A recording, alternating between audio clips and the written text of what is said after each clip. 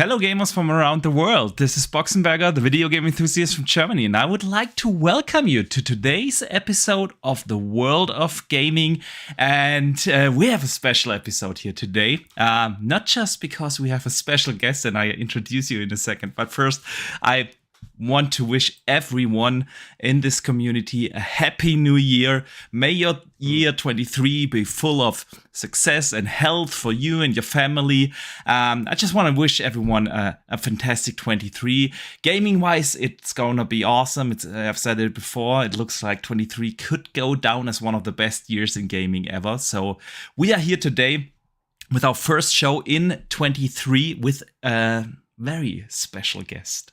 Special Nick, co-host of the Xbox Era podcast and co-founder of XboxEra.com. So all the way from Australia, Nick, welcome to the show, man. Thanks very much, Boxenberger. How are you? Happy New Year, everyone. Dutch, how are you, mate? All good, thank you. That's sweet. It's very, very early here, so if I don't sound as vibrant as my usual self, it's because I'm doing my best to strike that balance between being loud enough but also not waking up everyone upstairs. Yeah, we will wake you up, man. We will wake you up because we have it's evening for us, it's morning for you, but I'm so glad you could still make it. I know. Yeah, it's always difficult with the time difference if we have a guest from especially Australia. my time zone. Yeah, exactly. So truly appreciate you taking the time to guest here today. And guys, we will have an awesome show. We will talk about Xbox in 2023. We will talk about the games, the rumored events and the confirmed events, and a lot of other stuff that might or might not happen for Xbox this year and beyond. And but first I also want to introduce our guest, my co-host, Wandering Dutchman. How you doing, my man? Yeah, it's been a while since I was a guest. Yeah, it's been a while. It's been a while, indeed. And I need to apologize to you, man. I did not list you for a long time on the podcast services, Spotify, Google Podcast, Apple Podcast, but I corrected that. So it's all good. It's all good. I'm glad. I was kind of thankful for a slightly later start as well. Usually I'm rushing about in the house and things after work, so. Yeah, I had a nice little being able to kick the feet up and relax for a little bit before we could start. So you're all ready and fired up now to go for an awesome show here today. That's cool. So also welcome to everyone in the chat and of course everyone who listens after the fact on the podcast services around the globe. And before we start with everything, we definitely will need to talk about the games we've been playing because I have very good news, guys. I have super good news. I'm in the best mood today, guys. You will hear in a second why, but first I need to thank Drawn TJ for the first super chat of the day. He sends in $5 and says, "Hi Boxenberger and everyone. Do you think 23 will be good for gaming? And did you hear the breaking news of the CMA?"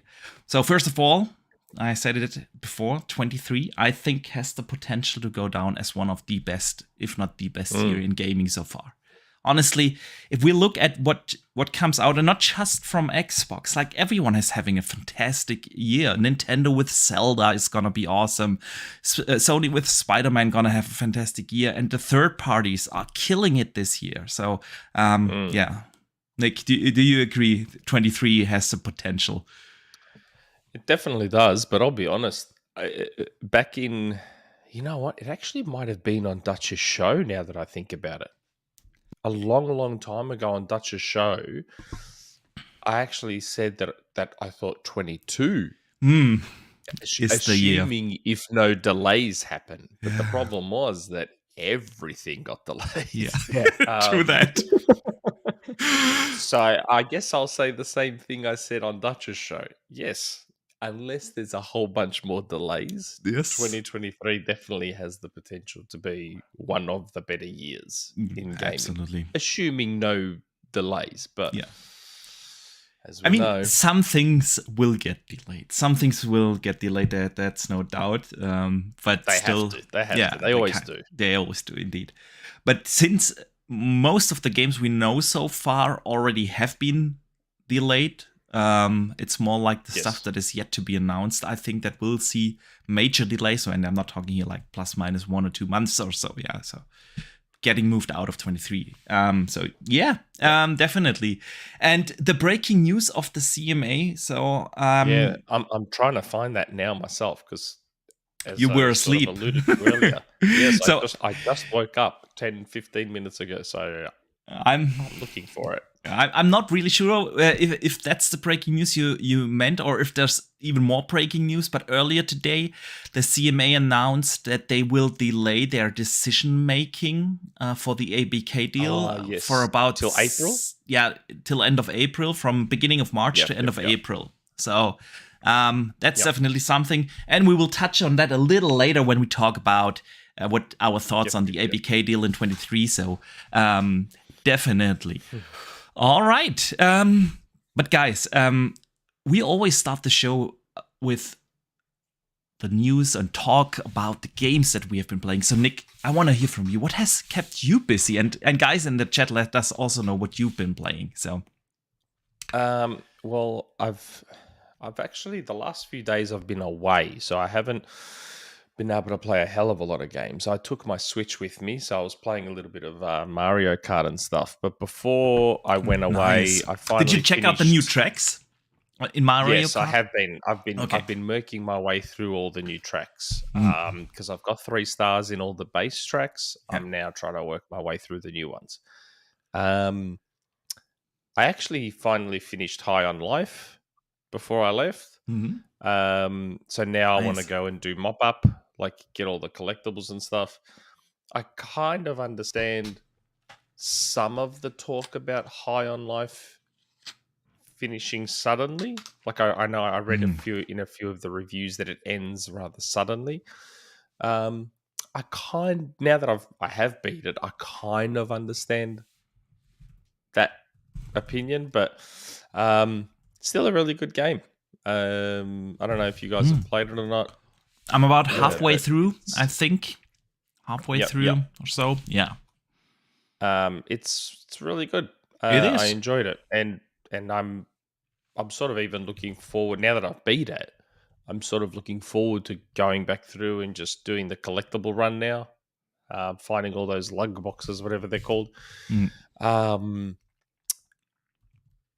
This is going to sound weird, but I was playing.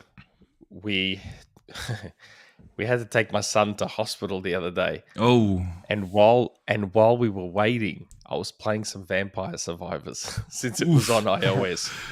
But let us know, is he okay? He's fine. I was playing some more Vampire Survivors.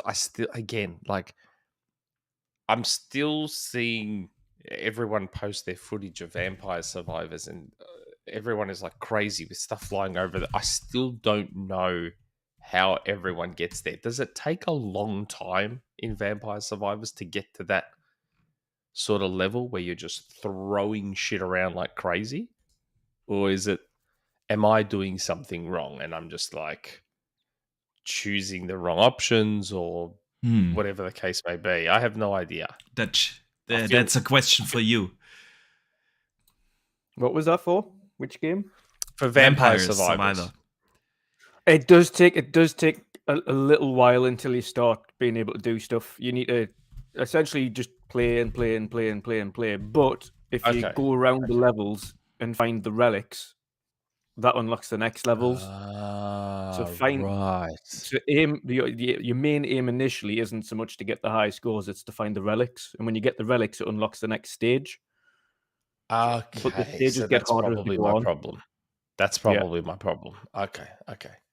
Well, But obviously the relics, the thing is they'll pop up on the map and it doesn't really give you an indication of where they are. It kind of just says this way. Yeah.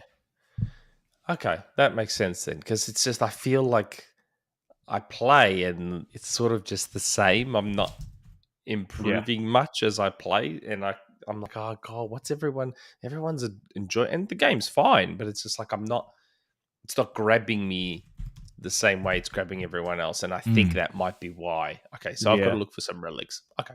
Yeah, and you get the certain on the maps as well, there's certain areas where you've got like locked characters, but in the ring coffins Yes. and they're protected by skulls. When you obviously unlock them, you also Oh. unlock kind of different traits and things like that. So Yeah. Interesting. Okay, so that's what I'm doing wrong. Okay.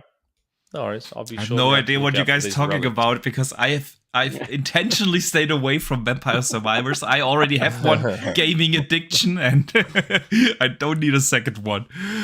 Yeah. But that's that at the moment. Just this Okay. week, that's what I've been playing. Yeah. Good stuff there. So, Dutch, what have you been playing? a right mix. You can tell my ADHD kicked in because I've been playing everything. So I downloaded over the Christmas period. I downloaded Sonic Frontiers. I downloaded Godfall. I downloaded Ollie Ollie World.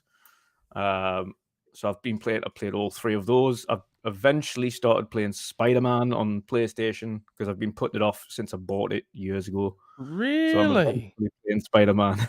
Wow. So, how do you like it so far, man?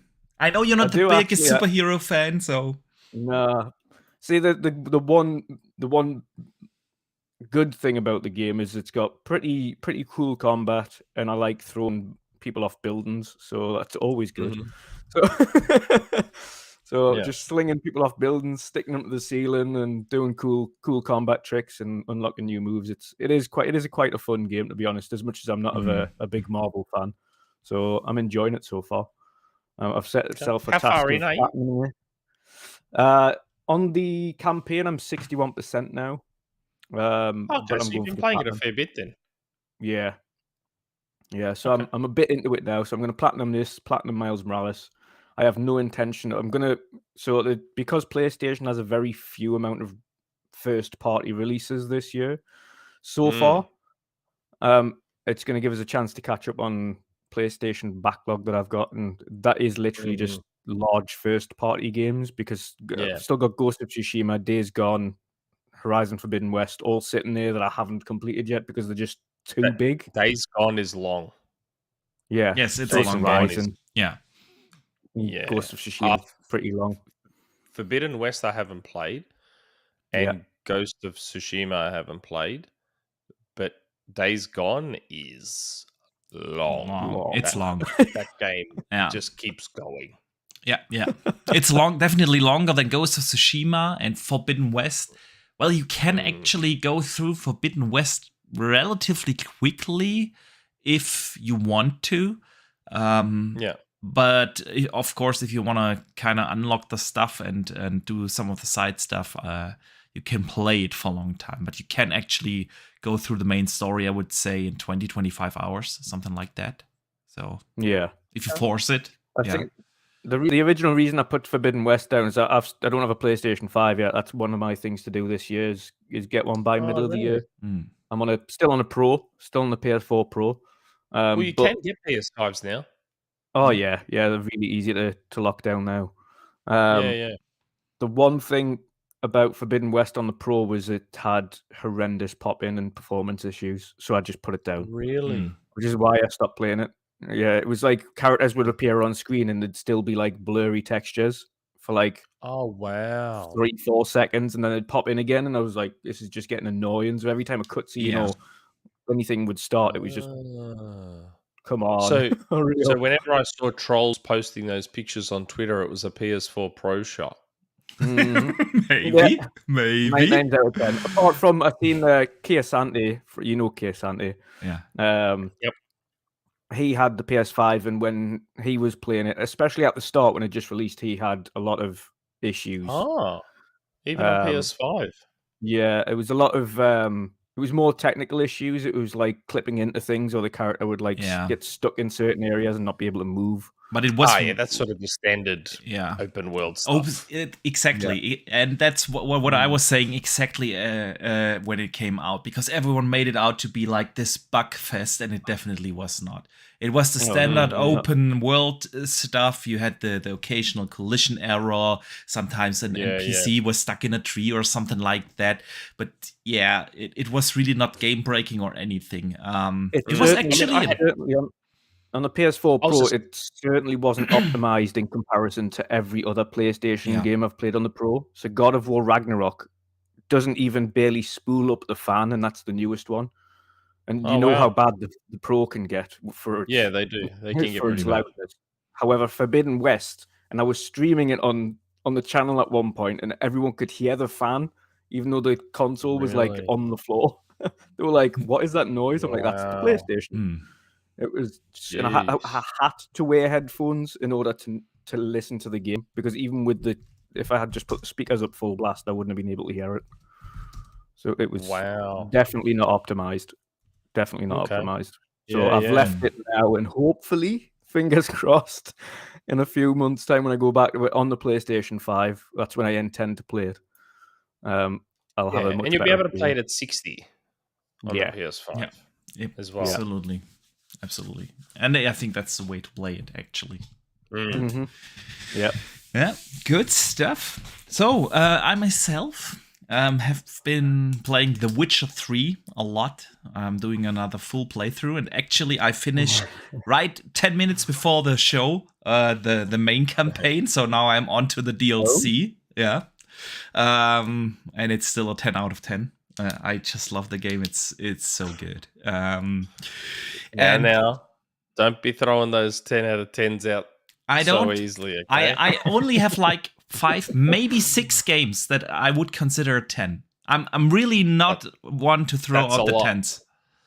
Are all 6 of those games modern games, or no.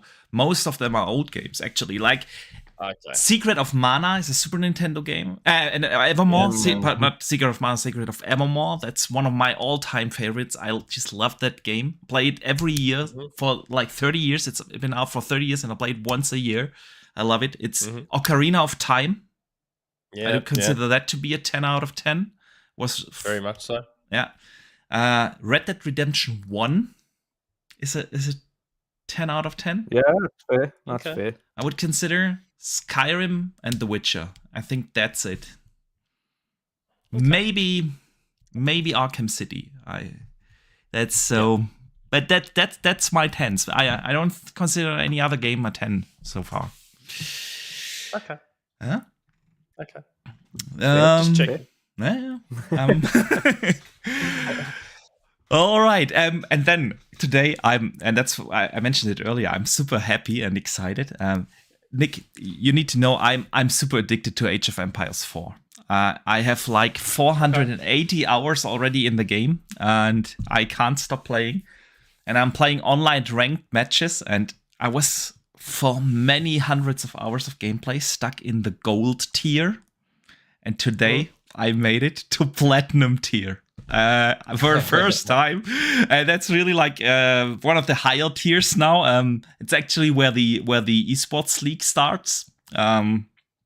So there's an esports league for Age 4. Yeah. There's a league, and there's big tournaments actually sponsored by Red Bull with very high price tags and everything. But I'm not even close to play in the tournaments just yet, but I'm super excited, guys, and because I've talked on this show like every week for the last year about Age 4 and how I love it and how I'm training, and now I made it to platinum tier, and I forgot to record the match. But luckily Age 4 allows you to do a replay, so you can watch like from a caster mode, and I recorded that, and now we are gonna watch that while we talk about Xbox and 23.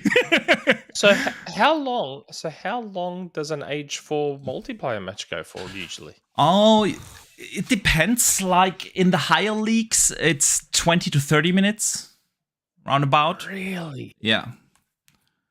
In the lower leagues, it's significantly longer. It's like an hour or so in the lower leagues. Like if you play, so they have these ranked matches from bronze, silver, gold, and in each tier they have like in each rank they have like 3 tiers. So you start at bronze 1, then you have bronze 2, 3, silver 1, 2, 3, gold 1, 2, 3, and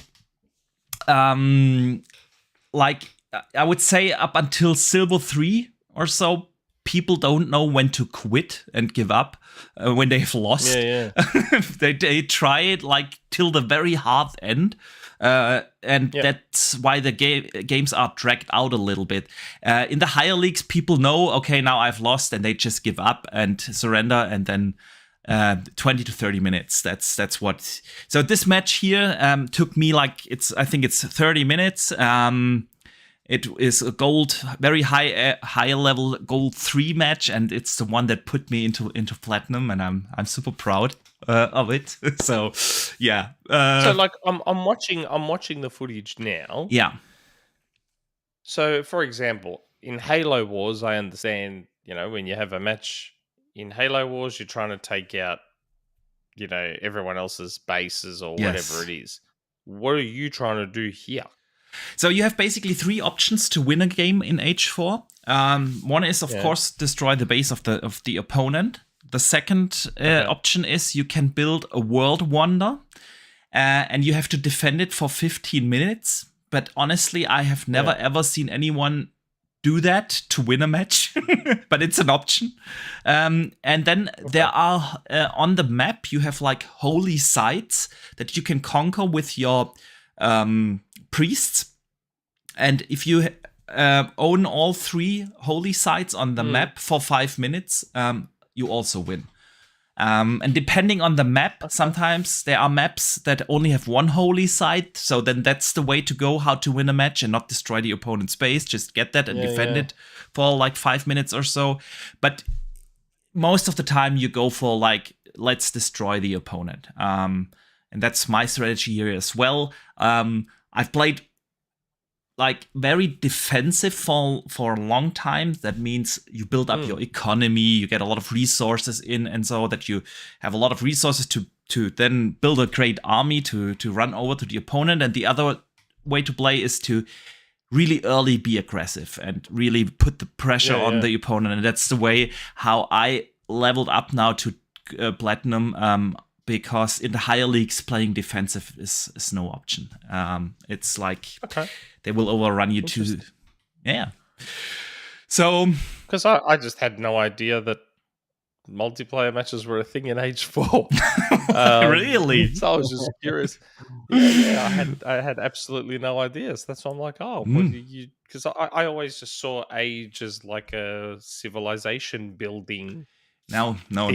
Oh, it's really like highly competitive online. It's like, highly competitive, yeah.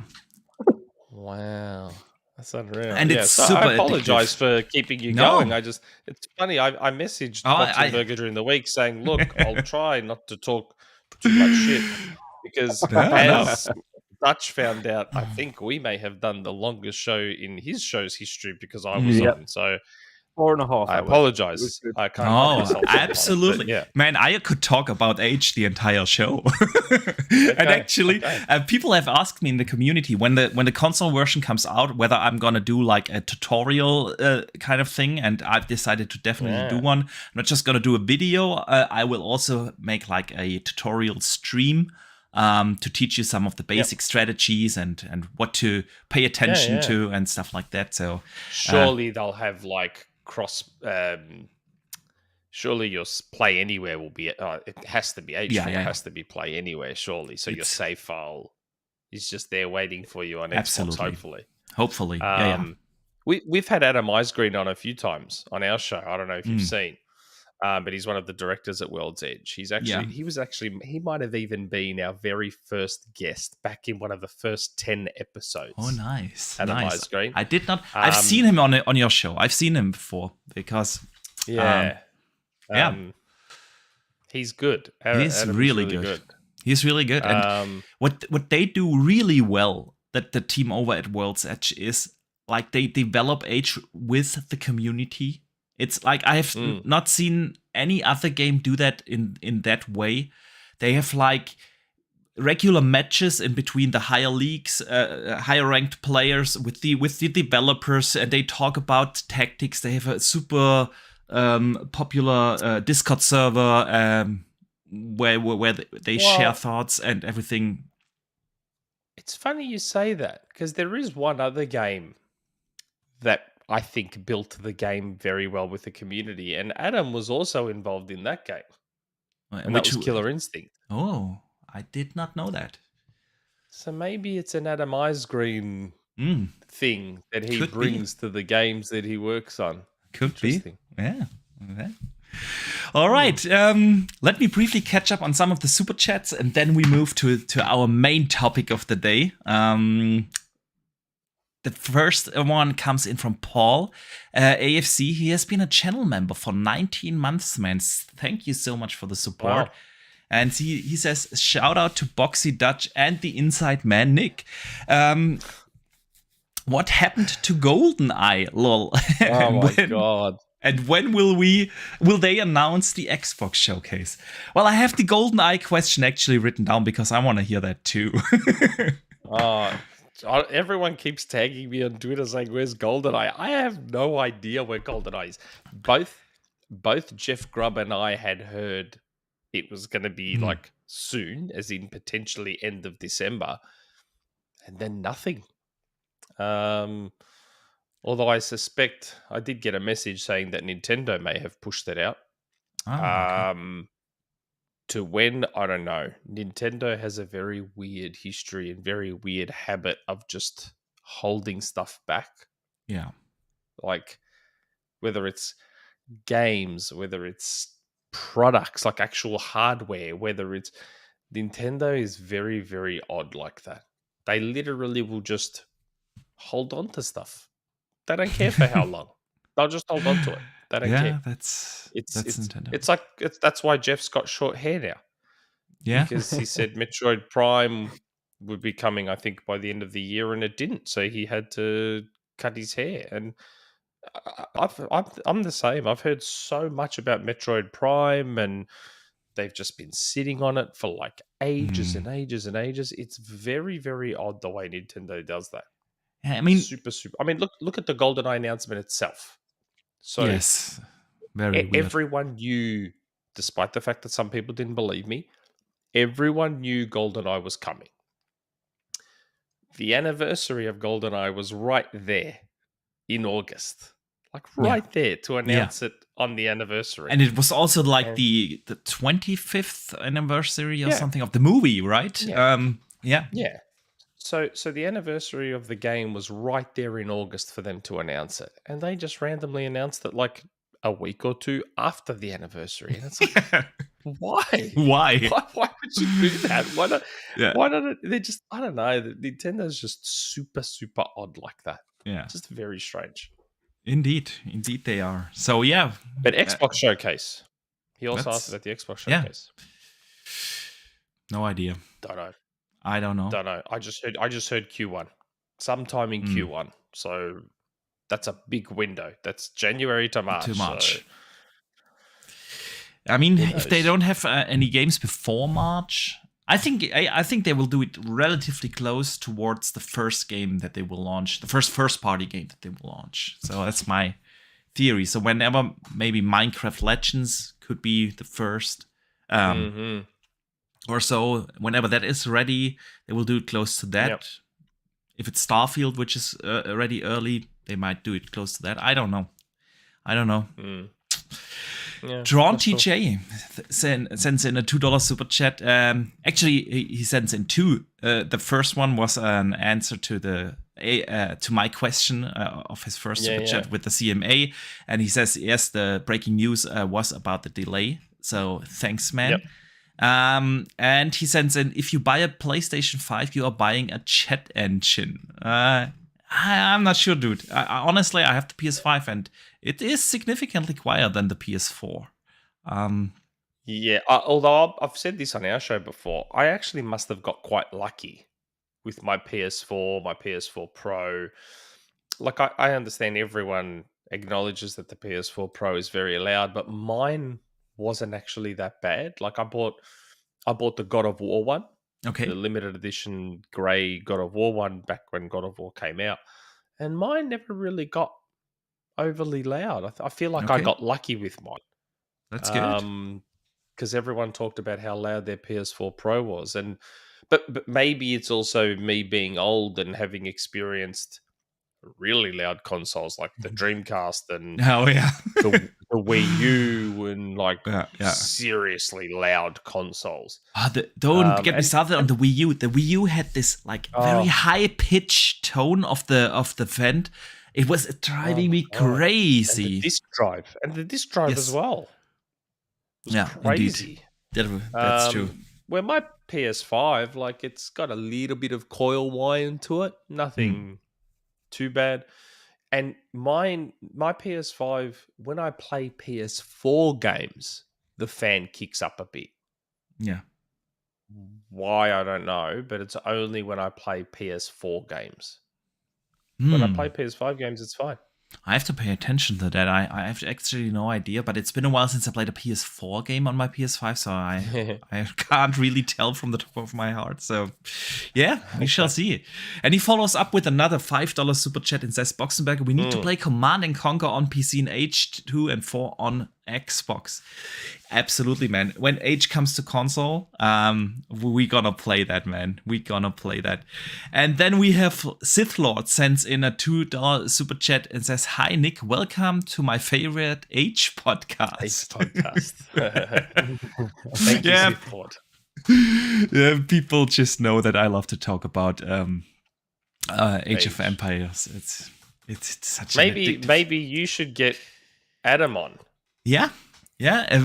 Maybe we need to talk how I can contact him. I have no idea how to contact him. I'll let you know. Awesome. That would be cool. And then we have Tron TJ with a $10 super chat. He says, "Do you think Xbox can buy the rights for Command and Conquer from EA? And do you think EA will ever make a new Command and Conquer and release it on Xbox?" I can see them making another Command and Conquer, but do I see them releasing it on console? I don't know if they'll ever release another one on. It depends. It was on console. People loved it on console. Yeah, it was. But Yeah, other I would RTSs suppose do yes, well on if- console. It depends. Can they monetize it? Is the ultimate question. If they can monetize it, then yes, they'll make it. Because EA love microtransactions. They do. But on the other hand, I think maybe if like you have like this one RTS game on console that is a success, let's assume like H4 is gonna become like the thing on console. Yeah, I think then it sets a precedence for other RTS games. But I don't think Halo Wars did particularly well. It didn't do bad, but it was not like the super massive success. So Halo Wars 2, I think, was the one that didn't do as well. I think the first one did all right. Yeah. Although Halo Wars 2 was one... awesome. It was a fantastic game. I loved it. But yeah, you're right. I think one of the things with the EA is that I think they're focusing on really the titles that make them a lot of money. So it's the sports games. Yeah. The Need for Speed still does relatively well. Unbound, despite some critical maybe issues, I think a lot of people have actually enjoyed what they've played. So it's games that they know will do well. And I think outside of that, they're reluctant to really get involved in kind of niche avenues, which is you can kind of understand from a business perspective. But if you have a look at EA's track record over the last few years, there hasn't been anything that's really been risky, should we say? There's no. Well, I mean, the closest thing would be their EA Originals stuff. Is it EA Originals? Is that what they call it? What do they call it? It Takes Two and What do they call all that stuff? They got a label that they put all that stuff under. Originals, I think, isn't it? You're right, something like that. Yeah, and that's just like the kind of indie stuff that they just push off. Yeah. But they don't really have to take much risk in that because that's usually like second and third party studios that they get working with them. True. Yeah, I wish more publishers and developers would do that sort of stuff though. Yeah, and that goes for Microsoft as well. Ubisoft, I think, did it as well, didn't they? Ubisoft did it with the likes of Child of Light. And that one war Valiant game, Hearts. Valiant Hearts, exactly. Hearts. Yeah. Well, they've got Valiant Hearts 2 coming, so yep. Yeah. I wish more of them would do it, and that goes for Microsoft as well. I'd hope that that's the idea. Hopefully, Game Pass just allows them to go, I think no, we've seen put more of a this little stuff bit of out. that with we've seen a little bit of that with Grounded and Pentiment, and I expect to see more of Yeah. those. But yeah, but those are still first-party games, like really Oh yeah, funding but like what I the mean indie. more is like smaller niche titles that take risks. Yeah, Like Grounded. So I mean, Honey Who Shrunk the Kids, the game essentially. Mm. It's a risky But I thing mean, to kind of put money into. So is Pentiment. yeah, but as to what Drawn TJ was saying, so maybe instead of Xbox buying the rights, because I don't see why EA would sell the rights to Command and Conquer to them, but like I've been saying this for years, I've wanted Microsoft to go to a Capcom and be like, "Hey guys, you've done nothing with Maximo for a long time. mm-hmm. How about we pay for a Maximo that launches onto Game Pass? How about we pay for a new Power Stone?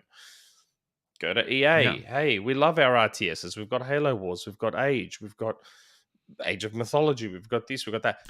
How about we pay for a Command and Conquer and it Yeah. launches into EA Play and Game Pass? And do you know what? Like, Indeed. do more of that stuff. That stuff. Like, I mean, when it comes to RTSs, honestly, I think they have like the king of RTS IPs hopefully soon in their house with StarCraft.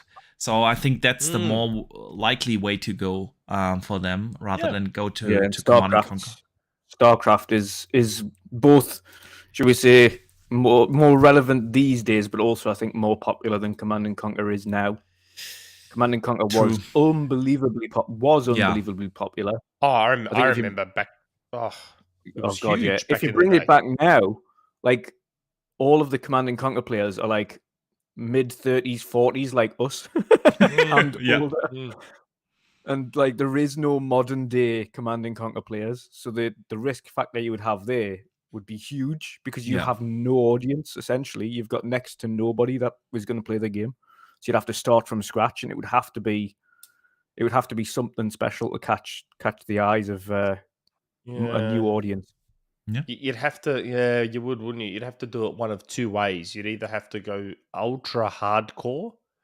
Yeah. And just recapture your niche from back then, or you'd have to find a way to almost completely change it to capture a modern audience, which is already being taken away by Age or Halo Wars or whatever it is. Yeah, it's a tough one. Yeah, indeed, it's a tough one. It is. All right, guys. I think we caught up on the super chats, and with that, we segue into the main topic of the week, and that is, of course, Xbox Big 23. I mean, I think we all agree that 22 wasn't the year for Xbox. Not quite. Not quite. I think Xbox themselves knew that, and they hoped for a different outcome for 22. I actually went back and watched my video I did in January 22, and it was like, oh, this is the year for Xbox. And then it turned out to be, not the biggest one. But it looks like 23 is going to be a big one for Xbox. They have like not just a lot of first party games already announced that are supposed to come out in the first half of the year, but also a lot of second party deals that will games that will come exclusively into Game Pass, or at least console exclusive. And then they also have like a lot of third-party Game Pass Day 1 titles announced for the first half.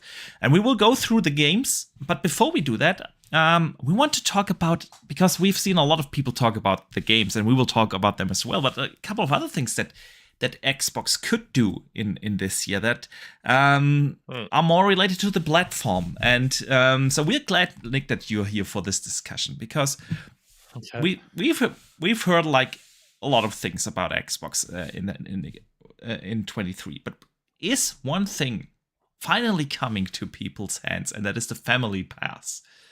We know it's in preview in two countries. Is Game Pass extending in that way this year, or will it still remain? Surely they have to, don't they? Like, my weirdness is, why do you need so long to test something that's like not How do I explain this? Like, it's not software as in a game that needs QA testing. Yeah, It's not yeah. hardware that needs testing. I'm not understanding. It's just a sub. It's just a different tier of sub. Like, I don't understand why that needs extensive testing per se, unless there is something on the back end that can break when you add a family member or take a Mm. family member out, or maybe there is stuff like that that can break, and that's what they're testing. I don't know. It It could be Seems like weird to me. associations and things like that at certain times. So we've had, obviously, there's and everyone knows there's kind of account issues from time to time where it doesn't, when you log into Game Pass and says this product's not available, and you're like, why? I've got like Game Pass till 2026. Mm-hmm. Like, why can't I play it? Unless there's something like that that happens where the main Yeah, account is with absolutely families. fine, but the attached Mm. accounts have issues, and they need to kind of monitor those and fix them. Yeah, It could just maybe. be Like, what if something as one basic. of the family accounts has gold, Yeah. or what if one of How the Mm. does it? family How does it accounts take already away? has Game Pass? Yeah. Yeah, but Yeah. that's simply like figuring out a model and in how to transfer those already existing things. I'm not really Mm. sure why you need like a test phase or beta or whatever you want to call it. It is weird, but I also think it would make sense for them to, this year finally bring it out. Another You think thing so? Another thing that crossed my mind, if we take the last generation as a blueprint for this one, we are entering the third year. And 3 years after the Xbox One came out, Microsoft announced the Xbox One X. Did they? Yeah, they did. I went back and checked. Oh yeah, They it announced released in that in 2017, didn't it it? released in Mm. 2017, and they announced it during the E3 in 2016. Yeah, alongside with the One S. So is this the year where we will see, like, I don't know, a hardware announcement from Microsoft? It must not necessarily be the enhanced console, a mid-gen refresh console. It could also be a slim, it could be new controller like an Elite 3. Do you think we will see something hardware related this year from Xbox?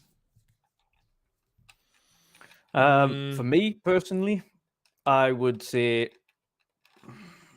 possibly, but I would say if there's going to be anything, it'll be, and I've mentioned this before, if there's going to be anything hardware related, it might be a limited edition Starfield console for the release of Starfield. I think the reason I say that, and I said this kind of just before Christmas as well, is it makes sense to do that with it being the first new IP from Bethesda in 2 decades. Yeah. Like, it is a massive occasion, so it would be Yeah. foolish, I think, to not celebrate that occasion with that. That being said, they could also potentially tease the new, maybe the Elite 3, maybe. How far they into that patent, I don't know. We've seen the patents for the controller with the LED screen on it. Whether or not they Well, have Asus that. just showed their one with the Exactly. LED screen. Yeah. So they're obviously working on something similar, and that's it looks like a really great controller, but of course issues with is it is a wired only for the Xbox and wireless for the Yes. PC because it's RF. So it's a bit different. But like, what use does the screen have these days on a controller? Especially It one that's depends. small. It depends if it's a size, for instance, as like the touchpad on the DS4 or something as similar as that. It could possibly be used for things like having your mini map there, or having kind of directions and things there instead of having the mini map on screen. So you could have it as a UI kind of changer. So But it's are a you little going to bit less look of a down clutter. at the controller that much, though? Yeah, that's the issue. But that's also been the issue for me for the DS4 touchpad. Like, it's awkward to touch, like, you know what I mean? Which is why they kind of, and I don't know, I still don't know why they've persisted with it. I still think the Oh, touchpad well. is Well, I mean, you say that, but I was told that Microsoft is mucking around with a controller with a with a touchpad. touchpad. Yeah. But I I think mean, that's more. I was going to say the only issue that might be a benefit is that it could be for a bit like a mouse pointer type thing where you could That's what I think it is. I think it's more for PC players more yeah. so than Xbox players. Um, but um, uh, it's funny. Like I don't mind. I actually don't mind the touchpad as a button. But my issue with the touchpad, both on the DualShock 4 and the DualSense, is how big it is. I feel like it's unnecessarily big Yeah. for something that's not being used as All the time. an input method. Yeah. Like they don't give us the PlayStation OSs don't give us a mouse cursor to use. So why is that touchpad so big if it's effectively just a button? Yeah. It's And it is. huge and it's It just is. a It's like a button. button or the occasional swipe. That's it. It Yeah. doesn't need to be huge. It doesn't need to be It the doesn't size it need is. to be that big. Like it makes the PlayStation 5 controller so much wider than it needs to be. Yeah. And I feel like Sony has never really understood ergonomics very well with their controllers, like ever. And I think Um, it's actually wider than the DS4 it touchpad. I don't is. know whether or not. It is. It's really unnecessarily big, and it makes everything on the like. There's a domino effect when anyone who knows design will know that one decision you make has a domino effect on others. So when the touchpad is big, it then forces those little tiny, which are also stupid buttons because of how little they are, Yeah. the option and the share button They've to actually be shrunk in those on the DS5. yeah, to be in awkward positions when they could have been in better positions. And then then what happens is, because the controller is wider, when you've got symmetrical sticks, it's forcing your thumbs further apart. It's just You're there's a muted, Boxy. flow-on effect from those decisions. Yeah, he's muted. Oh, yeah, that's why. there's there's a flow-on effect in that design where Yeah. Yeah. that one decision affects all those other decisions. I never understood why. Like if that touchpad was being used like a mouse pad, and you could Mhm. navigate the OS and all the games were using it, you go, okay, well it does. It needs to be a bit bigger so you can move around, but it's literally just a button. It's just a button. It is. It's a gigantic button, just like one big huge button. I still don't understand as well. Like, one thing that would cut down on it would increase the battery life significantly, and I still don't know why they've got it in built in. Is why they've got the microphone built in. I can kind of understand the speaker. It kind of gives a little bit of additional I benefits like the to speaker. the games. Yeah, I like the The speaker. speaker's cool. It adds, like, especially when you on Horizon, for instance, and you press it and you hear a root, and certain kind of things, and on God of War, when he's on the sledge and you can kind of hear in the rattle of the chains, which is quite cool. So that's a nice little nuance because it kind of creates this 3D effect of a different sound coming from a different I like area. it. But It works great in a lot of games. But the microphone, like, everybody, including PlayStation players, are like, you can tell when someone hasn't got a headset built in because you can just hear everything in the room. Everything. And Whenever like, I "God, play you Rocket turn that League, off." I know when I'm playing Rocket League with a PlayStation player, because you just start that it deafens you and you just start hearing every bloody noise there is. Yeah. Yeah. I think the microphone, was one of those ideas where in their heads they were like, oh, not everyone has a headset. Let's put a mic in. It's just, yeah, I feel like they've sort of, In theory, it sounded like a good idea, but in Yeah. practice, no. I don't know. yeah. I mean, if you in want practice, not at a all. headset, if you're a gamer that doesn't have a headset, honestly, you can get a super cheap one that is still significantly better than the PlayStation controller for like $10. And HyperX headset, PlayStation, 25, I think it was. so Yeah. I'm not really sure if that is. I mean, I believe that was their thought process, but I'm not sure if it is an actual one that makes sense. So I think they must have had the 360 idea in their head. Like, remember how the 360, every 360 came with a chat headset? Yes. Yeah. And that was back when voice chat was like very prominent in all yeah. games. Yeah. So I think in their heads they were like, let's do it. Let's bring back like the 360 days where everyone is chatting in every game, not understanding that to pull off what they wanted to pull off with the mic and the DualSense, you need a very good, very expensive Yeah. microphone in there. Like my MacBook Pro has a really, really good inbuilt mic, Mm. but that's a very expensive Yeah. computer that Yeah. has a lot more space than a little controller does. So, Yeah. yeah, And you hopefully also, they ditch that for the next one. yeah, true.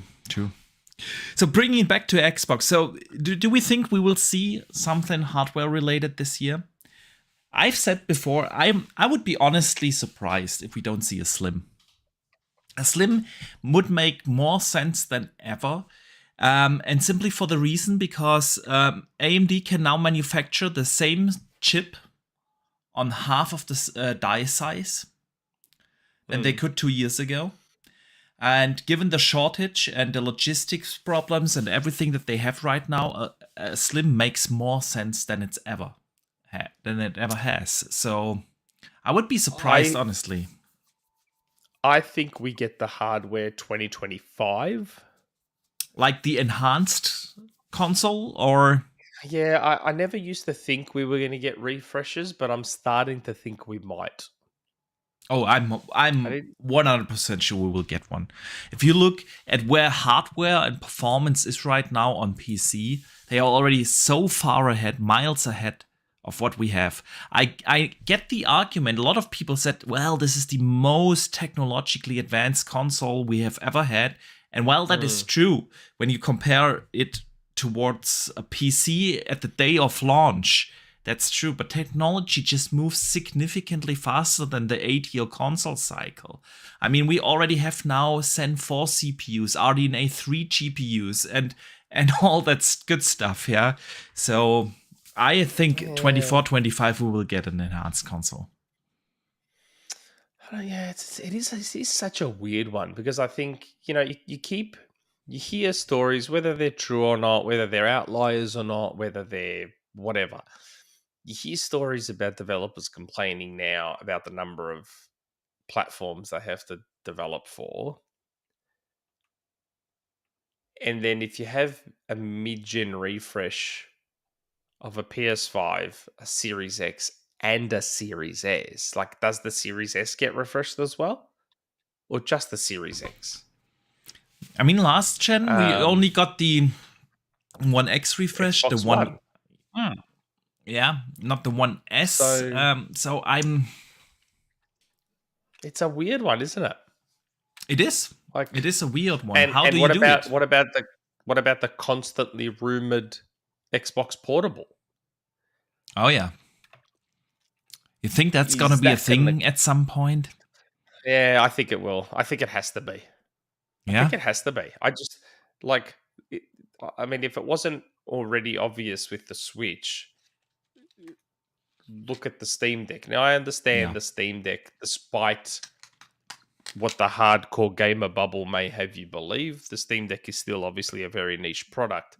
Yeah. But within its niche, it's obviously doing very well. I mean, I've mucked around with one now with my brother's one, and it is. I mean, it could use a few design tweaks here and there, but aside from that, it's pretty good. And I still maintain that I feel like an Xbox, like a shrunk down portable Series S, would be Microsoft's best shot at Japan. Okay. That is true. That is true. By a mile, their bet. If they were ever going to do well in Japan, it would be with a portable. Yeah. What if the mid-gen refresh is Nintendo would feel threatened if Xbox could pull that off? I don't think so. I don't think a Series S would do well enough to genuinely. I don't think a portable Series S would do well enough to genuinely threaten Nintendo. I just think it would do well. I mean, it would be more powerful than the Switch. Yeah, that's true.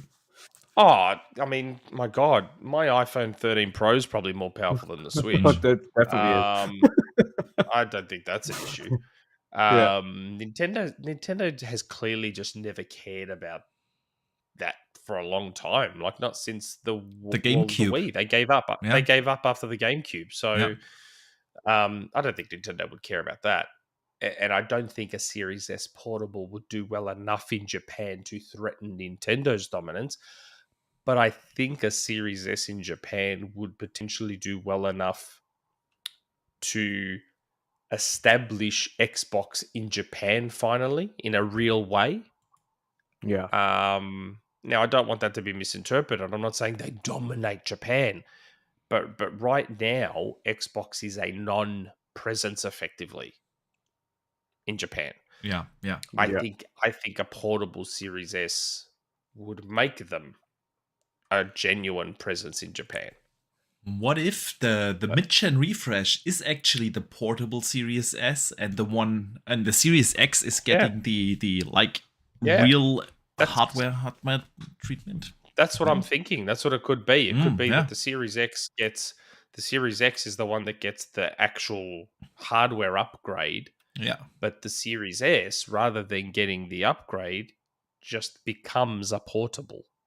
And then you have a dock. And then, because if you think about it, if they release a portable Series S with a dock and everything, why in God's name would you ever buy a Series S again? Yeah. Why would you? True. Why wouldn't you just buy the portable? Because you can dock it and then take it with you like a Switch. Absolutely. Absolutely. It would make sense. To me, that I would makes buy more one. sense. Actually, I think a lot of the people... buy three of them. Yeah, the people that have the Series X might actually buy one just for the portable reason. And if they have a card, if they have the 1 terabyte or 2 terabyte card, and they take it out of the Series X and go straight into the Series S portable, there you go. Away they go. Yeah, would absolutely make sense. Yeah, good stuff. What else can we expect from Xbox this year? I think what we could get as an announcement this year might be that controller that I had heard about. Because I got told that they're mucking around and testing a controller with the touchpad and with haptics. So I think maybe potentially we get that. Okay. Maybe, hopefully. Maybe. I'd love the haptics. The haptics. I mean, I like them in the Joy-Cons. You know, that first time you play 1-2 switch. And you do that mini game with the ice, and it actually feels like there's ice sitting in your controller, and you're shaking it around. And then if you've played Astro's Playroom on PS5, which is just like still to this day by far the greatest use of the haptics on PS5, I'd love that, and it'd be good if haptics are standard across all 3 platforms. Then developers have more reason to actually develop for them. Yeah, that's right. True. To use those features. Yeah. Where right now Xbox is kind of holding that back because the Switch Joy-Cons have gyro and haptics. The DualSense has gyro and haptics. Like, we need Xbox to sort of jump on board with that now, because again, gyro is really good when it's used properly. But that's the thing, isn't it? All these features on your controllers, almost all of them are great when used properly. Yeah. That's the issue. Yeah. A lot of developers don't do that. So you're I was absolutely... going to say, I can see first-party studios at Xbox definitely utilizing them. I know for a fact Forza and Forza Horizon would absolutely utilize them, because they did that first of all in Forza Motorsport for the rumble triggers. Yeah. And they had, So I know if there was haptics, definitely, without shadow of a doubt, both the Forza titles would absolutely use them. Gears of War would definitely use it for the likes of the chainsaw and things like that. Being able to feel like the chainsaw's rumbling in your hands and things when you're revving it up. Be cool. You can imagine it. You could absolutely imagine it. I think one of the things everybody hated though was when the gun jams and things like that on Call of Duty and stuff like that. Everyone was like, turn that off. The adaptive triggers on the DualSense are a disgrace. Like, they are the only thing I absolutely hate on that controller. Like, really, the first time I used them in Fortnite, and like I'm trying to shoot and my gun wouldn't shoot, and I'm like, what the hell is going on? Like, I can see it in competitive play. Yeah. But for instance, I really like them in Spider-Man when you like in Miles Morales when you swing through the city and you have that feedback, or in Forbidden West when she pulled out the bow and you could really feel like the tension. I thought that was really that well type of thing done. makes sense, but I think for shooters, I think Yeah. do not include it. Oh, Like maybe have it for the recoil, which Yeah. is fine, but not for like gun jams because that's I mean, just I get it in annoying. competitive play, stuff like that absolutely makes no sense. I so turn like, them off. I turn them off. I totally get that. But when you get a PS5, Dutch, just play Astro. Yeah. It's free. It's built into the console. It's one of. Well, that's the thing. It's like I use that on the PC for PlayStation games, but but none of them have the DualSense features built into the Correct. PC game, which is the issue. Yeah, just play Astro. It's still to this day the best use of haptics. Like there's a stage where he's in snow and ice, and whenever you're on ice, he skates on the ice, and somehow I don't know how they're doing it, but somehow they've made the haptics work in a way where it genuinely feels like you are skating on ice. I don't know how they've done it, but it feels like he's just engraving the ice with his skate. It's unbelievable. It's so good the way they did it. It's so good. Yeah, it truly is. You definitely need to check that out. John TJ sends in a super chat that actually fits perfectly in the conversation now. He asks, "Do you think Ubisoft will be added to Ubisoft Plus will be added to Game Pass this year?" God, I saw that question pop up before, and I'm like, man, that was meant to have already happened. From what I got told, that was meant to have already happened by now. And I don't know what's going on there.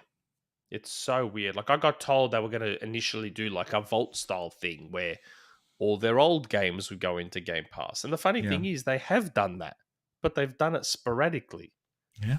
It is. So they are putting all their old games into Game Pass, but like in pieces. It's just weird. And it was like one of the first announcements in 2022 when Ubisoft came out. Yeah, it's gonna come to Xbox. At that time, we did not know that it will come to PlayStation. It was like, and then it's so weird. So much weird stuff has happened with that. John TJ had another super chat, and I was actually going to stop you earlier before we got too far into this topic because it related to our last topic. Yeah, it's sometimes hard to catch up with all the super chats and not interrupt you. I don't want to interrupt all the time our conversations, but you're right. John TJ, thank you, man, for the support. Super appreciated. He says, Xbox should partner with Nintendo and make a new universal Switch that can play Xbox and Nintendo on the go with 1440p 30 FPS to 60 FPS. You know, there's a way you could get that, John TJ. And that is if RetroArch on Xbox ever ends up allowing Switch emulation and then they make that portable Series S, then you'll have your Switch games on an Xbox. Right there. That'd be the only... God, and that's another way I think that Series S portable would absolutely smash it. Yes. With emulation as well. Because all of a sudden, you've got this little emulation box that you can take with you on the go, which is part of the Steam Deck's appeal. Mm-hmm. Like everyone I know with a Steam Deck is just running all their emulators on it, including the Switch. Yeah. That's another area that I see them doing well in. And I want the portable Series S more and more now. The more we talk about it, the more I want it. Man, again, from a technological perspective, because everyone keeps talking about power draw and heat and this, and they're all very valid questions and concerns. But I feel like if anyone has demonstrated an ability to do things from a technological perspective that most would think probably aren't that possible, it'd be Jason Ronald and his team. Yeah. Like, you know, and we're now we're now 2 years from the release of the Series S, more like 3 years from its final design, I guess. Mm-hmm. 2025 is another 2 years from that. Yeah. Surely 5 or 6 years is enough time to have gone, oh yeah, we know how to shrink down a Series S Absolutely. and make it a portable. Like if Yeah. 6 years isn't enough Yeah, time, yeah. then what is? No, I fully Um, agree. Like I said earlier, AMD can already now, today, produce the chip on half the size or with the same right. size and half the power wattage. So less That's cooling right. And don't everything. forget, let's not forget, in terms of form factor, the Series S as it is right now isn't much bigger or thicker than a Steam Deck. No, it isn't. So it's not about making sure that, I mean, that's a Series S box, but that's a real life size of it. Yeah. So I've held that up against a Steam Deck and it's basically exactly the same Yeah. Yeah. in terms of width. It's just obviously a lot thicker. So a Series S portable wouldn't necessarily have to be any smaller than that. You've just got to whack a screen on it, Yeah. get a decent battery in it, and make sure it doesn't get too hot. Yeah. Agree. But yeah. Yeah, Oh, we God, I shall hope they see. do it, but so many. He had one more. I was actually going to stop you Yeah. earlier. It was I was one gonna more. stop you. One more? Did I miss he one? had Oh, one more where he said Halo Wars and Command and Conquer crossover. oh, I missed that. Thank you. Thank you. Yes. I was gonna stop you earlier because we had just been talking about Command Yeah. and Conquer and Halo Wars. And Yeah, I'm he sorry, I sent missed that. super chat just as we got into a new topic. I'm like, oh, do I stop him and tell him that super chat's there? But I'm like, oh, I'll let it go. But yeah, thank you, man, for the reminder, because I actually missed that, and I always feel bad when I miss a super chat, because I truly do appreciate the support you guys throw at us. I feel bad too. Yeah. Halo Wars and Command and Conquer crossover, that would be dope. And since EA basically has their games already kind of in Game Pass, thanks to EA Access, there could. Why not? Why not? And while we are at Super Chats, man, L. Emin. Oh, now I'm gonna butcher the name. LMNOPO. Yes, LMNOPO sends in $2 and says, "How do you handle memory on a portable Series X? Xbox Series S. Sorry." You use this little card.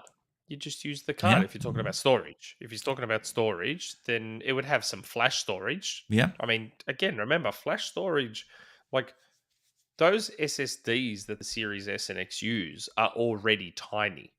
They're half the size of the ones that you can buy for the PS5. They're half that size. Yeah.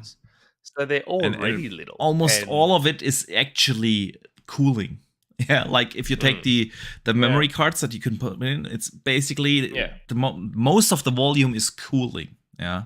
So it would just have the same hard drive the Series S has now, and again, I'd assume they'd allow the card just to like plug in at the bottom or whatever. Yeah. And away you go. Agree. That portable Xbox console would be so cool. It would be so cool. Yeah. So, Dutch, what else do we have in our list for Xbox in 23 besides the games? Price hikes. We talked about hardware a lot just then. Yes. What about price hikes? We already got the high price hike of first party games. Will we see like console prices increase or Game Pass price increase? Not yet. Yeah, I don't think so. I think it'll be a little while till we'll see that. I definitely don't think Xbox will be looking to do any price increases this year with the inflation still the way it is.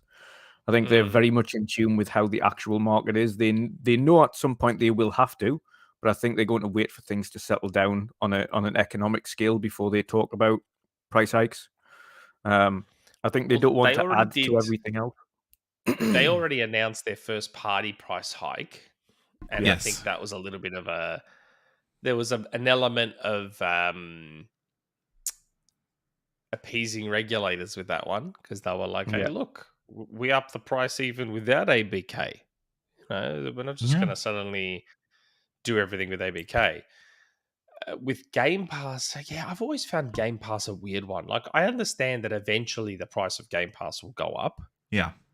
All subscriptions do. I don't think there's ever been a subscription in history that didn't go up in price. Indeed. Like Netflix goes up every year. Goes up a lot. Yeah. But my weirdness behind Game Pass is, and we've spoken about this before, like right now, no one knows how Microsoft judges what the cost of Game Pass is. Like, how do you determine? This is why when people say Game Pass is or isn't profitable, it's such a it's not a black and white discussion. Because what's the cost of Game Pass? The Series X has a cost. The Series S has a cost. The controllers have a cost. Each individual game has a cost, and that is how much it costs to develop it, to pay those developers and marketing and blah, blah, blah, blah, blah. What's Game Pass's cost?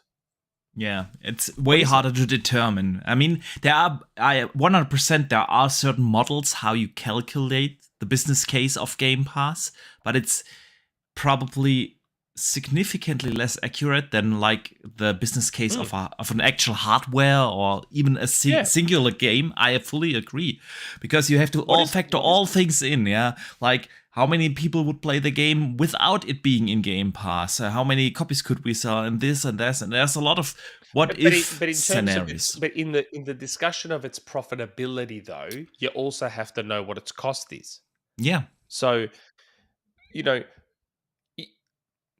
to me, from my perspective, I believe the cost of Game Pass is purely third-party deals, because you can't include first party in that cost, because without Game Pass, the first party's still there. Like, the first party was there whether Game Pass was there or not. So, to me, the actual cost of Game Pass is those third party deals. What they pay those indies, what they pay those third parties to launch their games onto Game Pass. But then you also have to factor in that you sell less first party games because of Game Pass. You will sell less hardware copies of a Starfield. Let's take Starfield as an example. If it wouldn't come to Game Pass, you would sell a lot more copies. Probably not as many copies as people played through Game Pass, but some of those people that play it through Game Pass would have bought the game. So you have to factor that in also as a cost. Block. So yeah, but the problem is that's such a and I actually agree with you, but that cost, it's a hypothetical one. It's not one you can measure. That's why the cost for Game Pass, I agree with you. It's hard to calculate, because there are a lot of what ifs. Yeah, what if Game Pass wouldn't exist? How many copies of Vampire Survivors would we have sold, and how much revenue would we have made? And you have no idea. Exactly, you have no idea. So it's a lot of hypothetical business case calculations. Yeah, so yeah. It's a weird one. Like, at the moment, to me, the simplest cost, the one that you can see, you can touch, it's tangible, is third-party deals. So they know how much they pay a third party to get their game on Game Pass. Exactly. That is a tangible cost. Yeah. Lost sales, it's like, but technically you don't know. You can estimate based on history, based on all sorts of things. You can estimate how many copies you think you may have sold and go, okay, we estimate we could have sold 10 million copies of Starfield. Yeah. We ended up selling 3 million copies of Starfield. Yeah. So 7 million copies of Starfield is the cost. Yeah. But that's, again, it's all hypothetical. It's all estimates. I know. That's why I've always said the only tangible cost that you can really measure is third-party deals. That's the only one, I think. And, of course, staff. because there's obviously stuff that are specific to Game Pass. Yeah. But again, we also don't know how many there are or anything like that. It'd be great. Yeah, it'd be awesome to have, and it's never going to happen, but it'd be great if you could sit down and have that discussion with someone at Xbox and say, hey, so how did you guys, Phil has told us that Game Pass is profitable. So what goes in? Like, I'd love to just know, because so based on what we know about Game Pass, if Phil is saying it's profitable, and I remember, just before they came out with that, saying that it's profitable, I was like, I don't know if they ever will come out and say it's profitable, because then people are then going to pivot and shift the goalpost. Well, to how profitable? Is it making 2 million? Is it making 10 million? Is it making 100 million? And that's exactly what ended up happening. Yeah. Now that they've said it's profitable, it'd be nice to have that chat with someone to say, okay, you're saying it's making profit. That's fine. But then how are you determining the cost and then measuring that or saying it's profitable? And the fact that they're saying it's profitable when they only have around 30 million subscribers. And remember, those third-party deals aren't cheap. Yeah. And they pay their indies quite well. Yeah. So for them to be profitable off 30 million subs, it leads me personally to believe that the cost is in third-party deals, and pretty much only in third-party deals. Or at least that's how that's how I think they're choosing to measure it. Yeah. For the time being. Because, I mean, the first-party stuff, it's hard to get a gauge right now.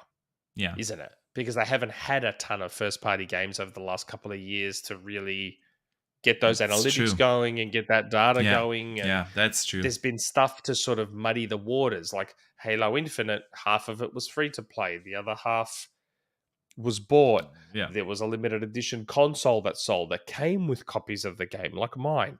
Yeah. Forza Horizon 5 had early access, and they sold about 4.5 million of the Ultimate Editions or the $40 add-on. So I don't think there's been enough traditional normal releases for them to be able to start to get that data and analytics going to determine, like you said, lost sales of first-party games. I feel like this is something we could probably talk about for hours just on its own. Yeah, and it's a lot of speculation. So maybe a quick thought from me here. I think Game Pass, like you said in the very beginning, eventually it will increase. The question is when. And I don't feel like after 22 that was considered as probably the worst year of Xbox, you increase the price of your best reason to get into the ecosystem. And if they have that cadence, that they want to get, like having a big AAA game every 3 months or so, and they have had that for a certain while, for 2 years in a row or something, then so maybe more towards the fall of 24 or something, we could see that. But I don't see it happening in 23. No, I don't think so. Yeah. All right. ABK. Sorry, see, it's me talking too much again, and all good. End up going way longer than they need to. All good. We're used to that here on this show. We always have like this list of like, I don't know, 10, 15 topics we want to talk about in the show. And with the second one, we drift away and then we talk for 1.5 hours about something else. And then in the last 30 minutes, we bring it back to what was actually on the list. It always happens. So don't worry, Nick. And Drawn TJ has another super chat. Yeah. Let us catch up with that. And then we talk about ABK. He says, hang on, where is it? There it is. Microsoft needs to buy Steam and put people's Steam library on Xbox. Yeah, that's never going to happen. Yeah. that's never going to happen. I mean, it'd be great, but that's never going to happen. Yeah. I mean, I'm not sure. after ABK, them buying anyone is possible. But putting the games on Xbox is the impossible part, because that would make so much work. Every developer would have to do something. Yeah. And I still think they'll buy after ABK. I just don't think they'll buy anything anywhere near that big. That's not going to happen again. That's true. I was always like surprised when people, before ABK happened, when people asked me if they do another big purchase, what do you think they could buy?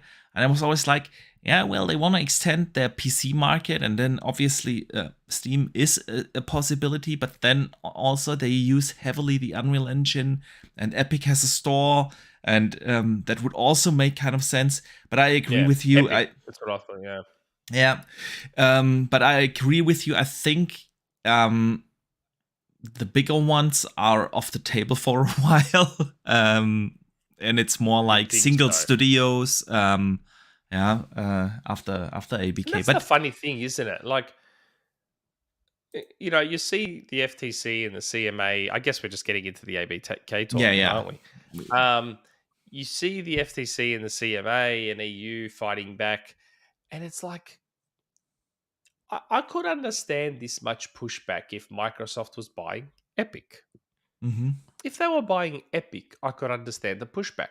And you might say, well, why? Because they're not going to make Fortnite and Rocket League exclusive, or Fall Guys, which are pretty much the only games basically that Epic owns. Yeah.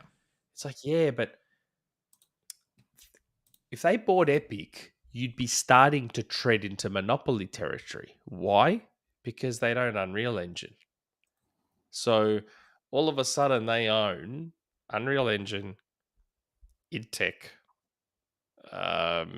whatever, Bethesda's engines. They'd suddenly, Creation Engine, they've already got PlayFab and GameStack, which are big.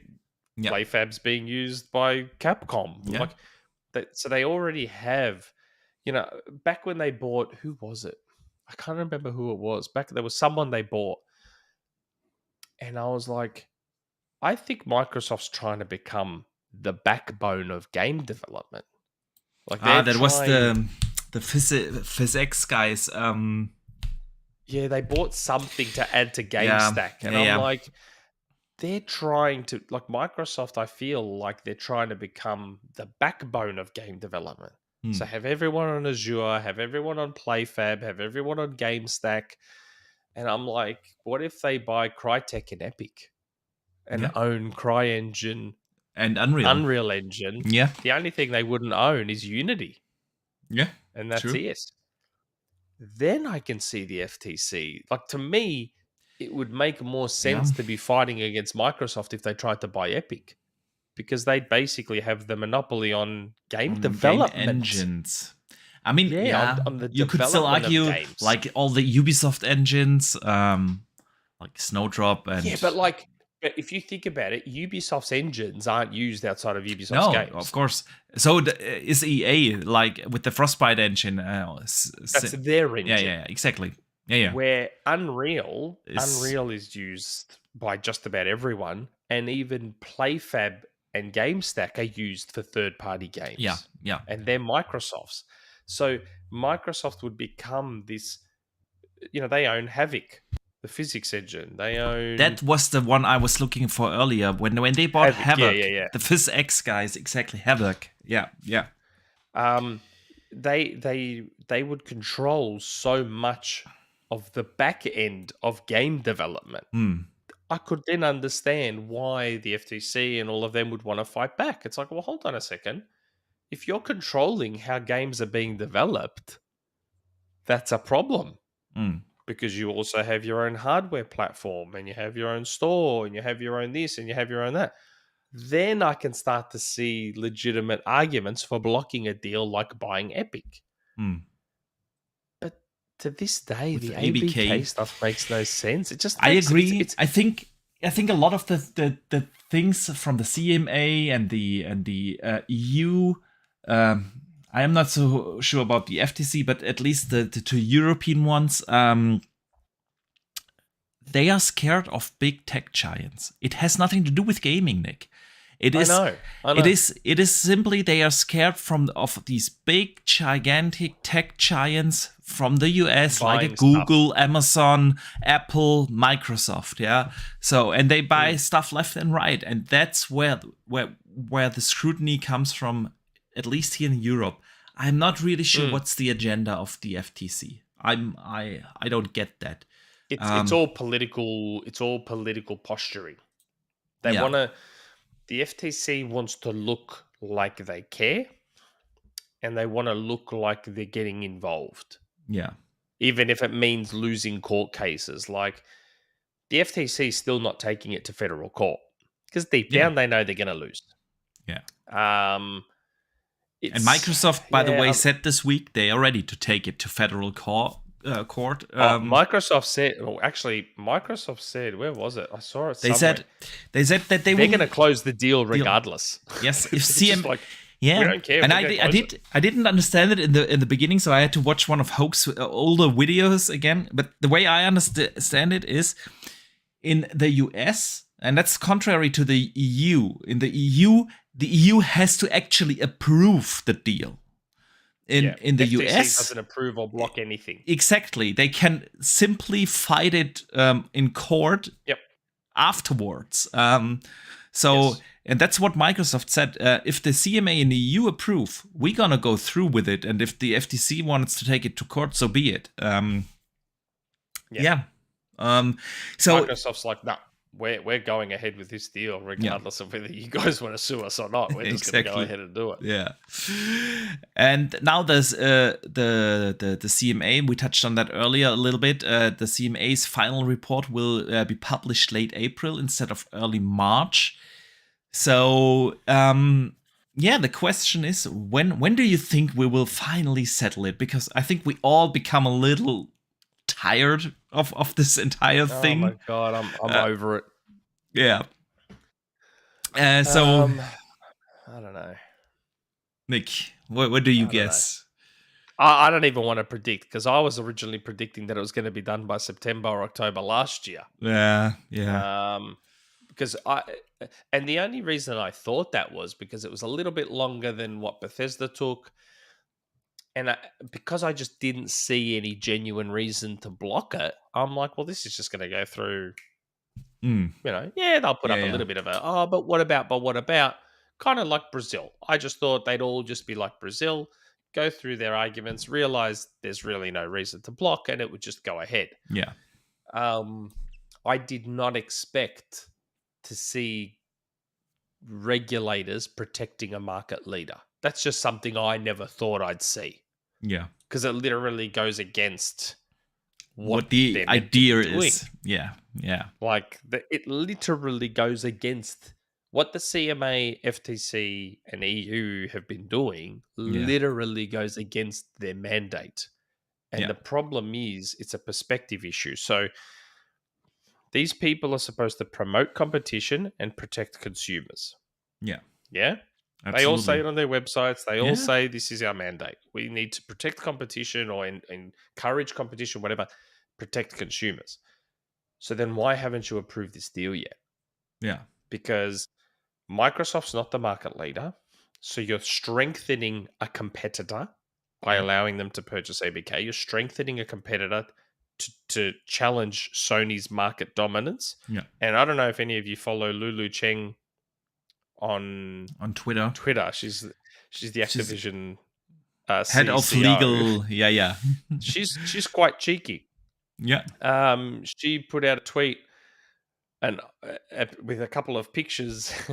One is from the FTC earlier in December saying FTC's complaint notes that the $69 billion deal, Microsoft's largest ever and the largest ever in the video game industry, would enable it to suppress competitors to its Xbox gaming consoles and its rapidly growing subscription content and cloud gaming business. And then she's posted a picture of Tom Warren's tweet saying Sony has sold more than 30 million PS5 units worldwide. and this is what I'm saying. Like, they don't need to protect Sony.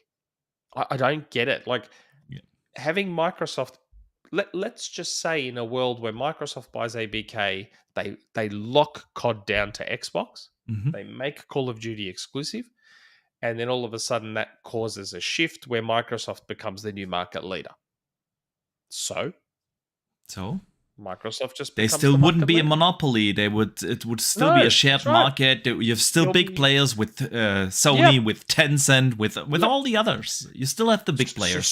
Sony would then be forced to step up, wouldn't they? Yes, They'd absolutely. then have to do something about it. They'd either have to make more games or buy a smaller publisher, or it's just it literally would provide create more value to more customers. competition. That's Exactly. And from a customer perspective, the customers are actually better off because they now can get Call of Duty cheaper.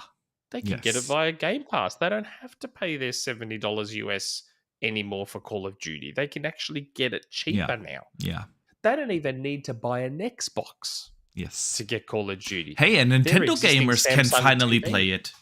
Yes, and Nintendo gamers can finally get Call of Duty. So they'd be getting Call of Duty into more hands, and they'd be providing cheaper avenues to Call of Duty and ABK's games. So what competition do you think you're like? It's just it actually starts to get me angry when I think about it because of the sheer stupidity of it. Then let's move on, because I think we all agree the deal will go through this year. It will go through in favor of Xbox. My only question is, will it be before Diablo 4 comes out in June, so that Diablo can drop in Game Pass? I think it'll be before July. I don't think it'll be before June. But what's stopping them from just doing a separate deal with ABK to have Diablo on Game Pass anyway? True. What's actually stopping them? Well, to be fair, I think they've got marketing rights for Diablo 4, so they already have that. Yeah. Yep. What's actually stopping them from just doing the deal money? to get Diablo 4 I mean, on a Game Diablo costs to be fair, costs a lot. They might already. I was going to say though, they might already have that in place. We just don't know about it. That's right. It could That's just be a exactly case right. of they're just going, Yeah. They're just going CMA and EU approved. Okay, there you go. It's on Game Pass. Yeah. Yeah, that's the thing. Ignore We're only in January, so the game is 6 months away. Like, if they've already done the deal, then they're not going to announce it from now. Yeah, sure. They still want to get those pre-orders in and everything. That's what I mean. Like, I'd be surprised if there's not something in place. And a lot of these, like a lot of them outside of the ones we already know about, because we know a lot of the Game Pass editions so far, but we only know the Game Pass editions up until June. So if they have it coming up close to that, or if they want to keep it as a close to E3 announcement or something like that, is it actually comes out on June 6th? That's 2 days before what would be theoretically an E3 conference. Yeah. Did they save it for that, or? I don't know. It's just I think regardless of whether the deal goes through by June or not, to me it seems crazy to just not have that deal in place anyway for Diablo 4. It's like it's this awkward situation where it's like, well, hold on, we're gonna own Diablo 4 soon anyway. Your relationship with Sony, as in ABK as a whole, your relationship with Sony is like not dead, but like it's on shaky ground. Oh yeah, absolutely. After all of this, it has to be on shaky ground after all of this. Yeah. Like to me, oh no, I won't say that because then we're going to get back into ABK talk. Yeah, it's this awkward situation where it's like, you know what? What's a few million or whatever it would cost? Let's just put Diablo in Game Pass anyway. Let's just do the obvious thing and get it in Game Pass, regardless of whether the deal has gone through or not. And you know what? If the deal goes through after June 6th, all we've done is give ourselves money. Because we're going to own ABK left anyway. Pocket, right pocket. Yeah. So we've just moved our money from this pocket into that pocket. So let's just do it. Let's just do the deal anyway. Yeah. Like, who cares? Like, it just seems weird to me. Like, but again, like Dutch said, it's only January. They might have already done it, and maybe they'll just announce it closer to the day. I don't know. While we are at the topic of acquisitions, TronTJ adds with another $5 super chat. Appreciate the support, man. And he says, one last thing. Do you guys think they pick up all the studios they are working with and the creator of High on Life and the creator of Stalker 2, GC Game World? I don't think GSC they will, but Squanch they might. Squanch they might. Squanch talked quite in depth about Game Pass, going into Game Pass, and how many studios it spoke about who worked with Game Pass and Xbox before they did anything. And he said it just made complete sense in order to do that, and it just allows them to make more games. Now, I think it would ultimately also mean that if they want to create these wacky experiences again or different games,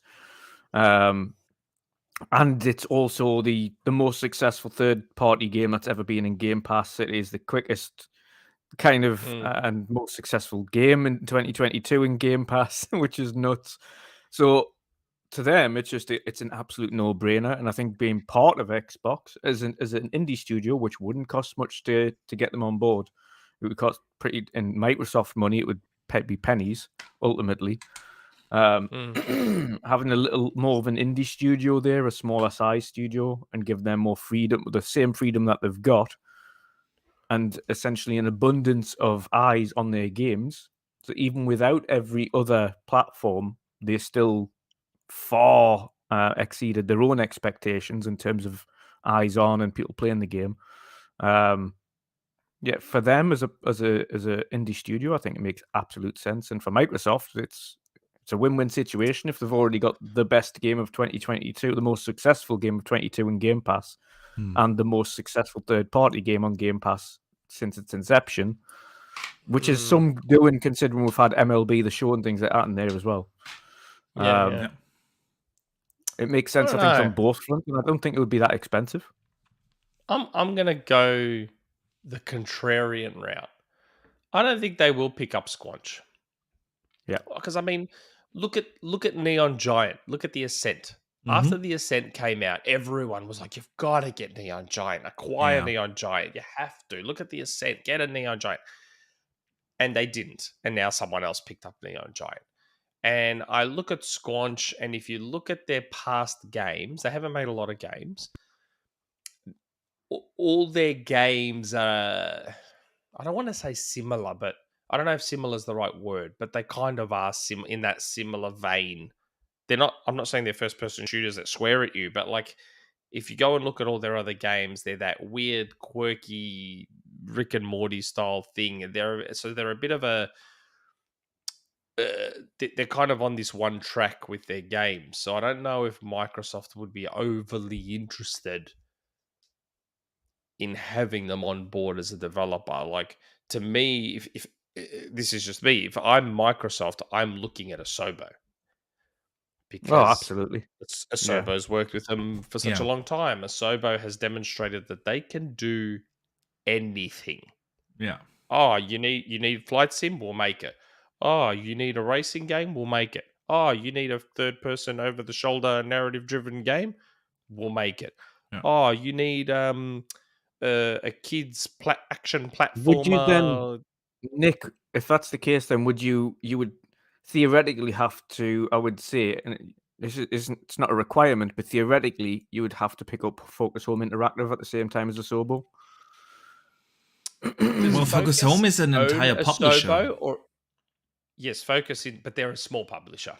But Asobo owned by Focus, or are they in an agreement with Focus? I don't think they are, but they must have a publishing agreement, like quite a detailed publishing agreement with them. Yeah, well, they published a Blake Tale for them, yeah. Yeah, I don't know if they own them, and if they don't own them, then I don't think it's much of an issue. No, they don't own them. Because usually what happens is when these arrangements happen, these agreements happen, there's usually clauses in them that involve what happens if we got bought. Yeah.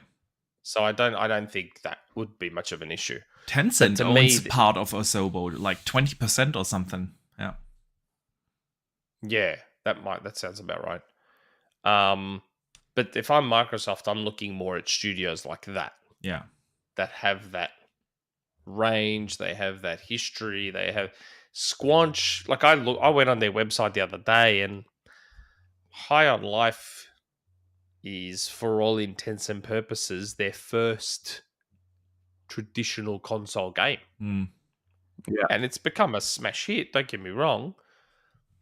But it's not like, the game before that was VR, PSVR, and Quest, I think, and they had some other game. Like, High on Life is effectively their first game. And again, Yeah. people were saying the same thing after the Gunk.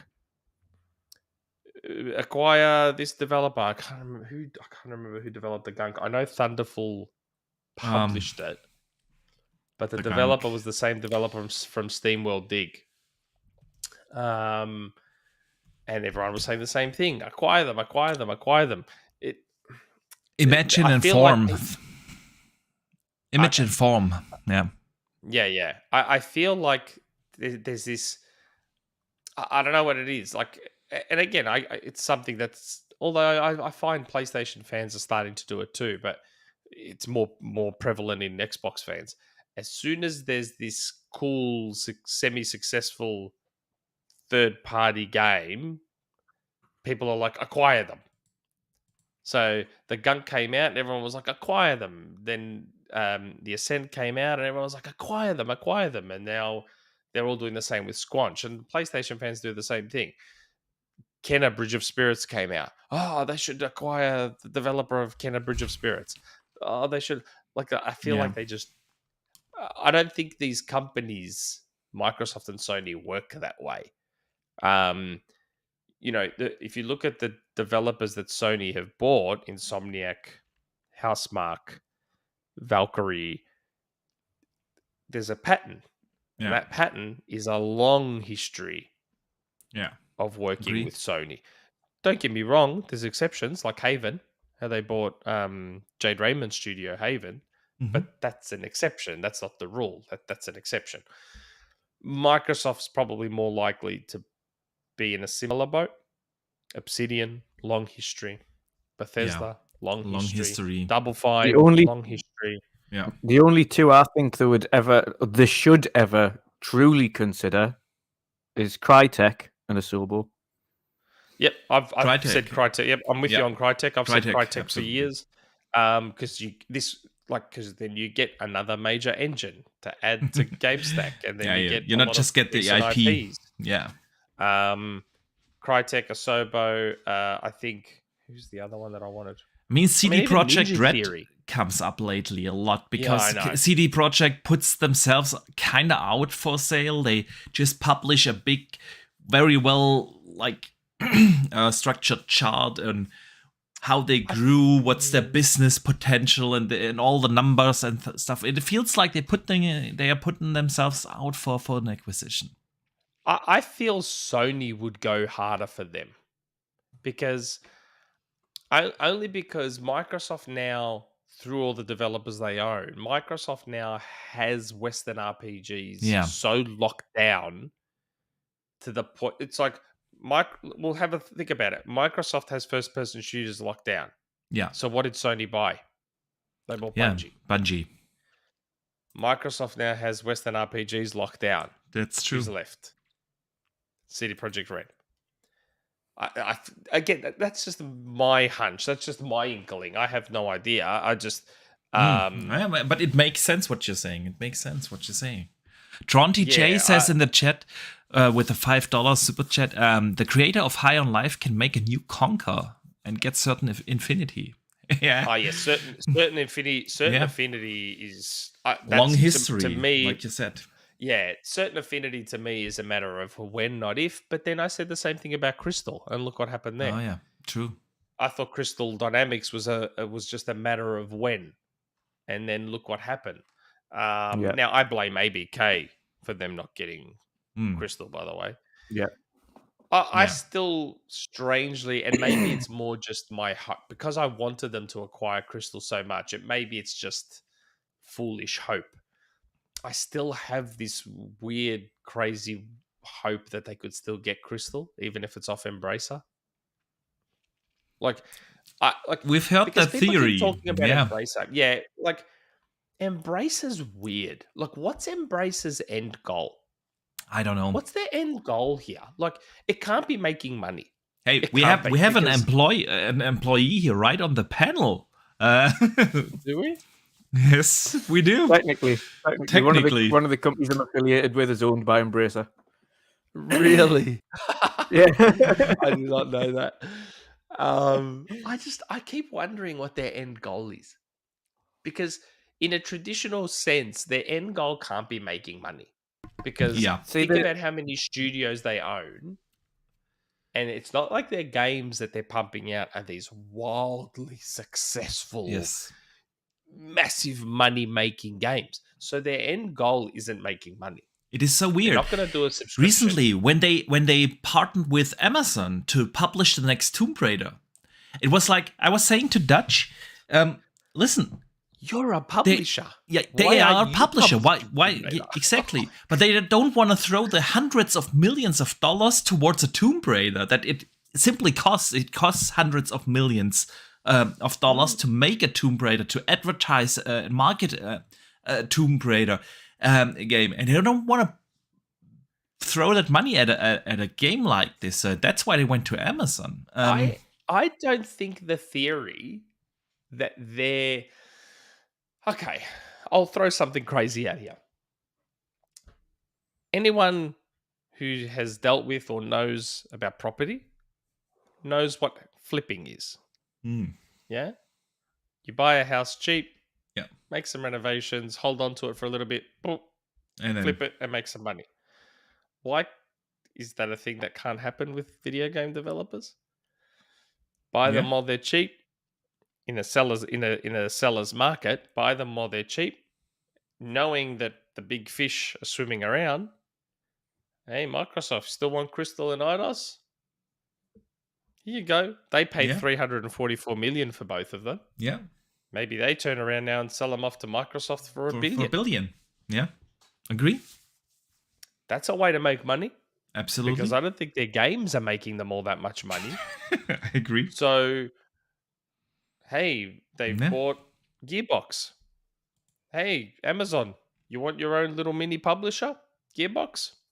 Yeah. Here you go. There you go. $5 billion. Here you are. Who know? I don't know. I don't think that it's theory out is of the as realm of crazy the as it first possible. sounded. Yeah. I agree. I could see a world where they sell off parts of themselves to bigger publishers at a profit and make the money that way. And then all of a sudden shrink themselves down to the essentials and carve themselves out a niche that way. Yeah. I don't think it's out hearing those of the theories early days, and I don't think it's that crazy anymore. Yeah, I agree. I don't know. Maybe Dutch knows that he's not allowed to say. No, he's not right. I mean, you can speak for yourself, but you're obviously not affiliated to game development part of Embracer, because Embracer owns like everything, like in the energy sector, in everything. It's crazy. Yeah. On the only front that I can speak on is the way they interpret internally how they pitch themselves to those that they either acquire or partner with financially. Some of the companies that they've acquired, they've taken over primarily for a financial support purpose and not to own and direct them, should we say. So they're left to their own devices to grow as much as they need, and essentially they just take a little slice of the profit margin, as opposed to do anything with the companies entirely. Game development, of course, would be different, but the company that I'm a part of, they've essentially said, okay, well, what are your aspirations going forward? And these are the things that we can help with. So it's a Viking company, naturally, that I'm a part of, called Grimfrost. And part of the kind of approach there was, okay, well, we have worldwide distribution services. We can help with distributing your products worldwide in a much better and quicker manner than you've been able to do yourselves. We've also got music companies that you can affiliate with to create any music that you have, because Amon Amarth, the guy who is the lead singer for Amon Amarth, which is a massive kind of Yeah. death metal band. He's the owner of Grimfrost, so of course that naturally would benefit him and his music. But also they've said, okay, well, being a Viking company, if you ever want to get into creating video games or being in the gaming side of things, that's something that we can assist with as well. So essentially, whatever you're looking to do, we have companies that are going to be able to benefit you internally. So essentially, like a shared pool of ideas and a shared pool of resources. So I think, which is one of the embrace that kind of logics, is we can entice people to be part of our large group because we've got things we can offer them that will benefit them to grow going forwards. And internally, that would make us money. So I think there is a bit of a money spinner, but not as they're not looking to make and it sounds like strange saying it, but I don't think they're looking to become mega rich. I think they want to just get a little bit of a back end profit off all these companies that they've got. So like even if it's 20% of the profit margin, but for all of and they've got like something ridiculous like 800 companies.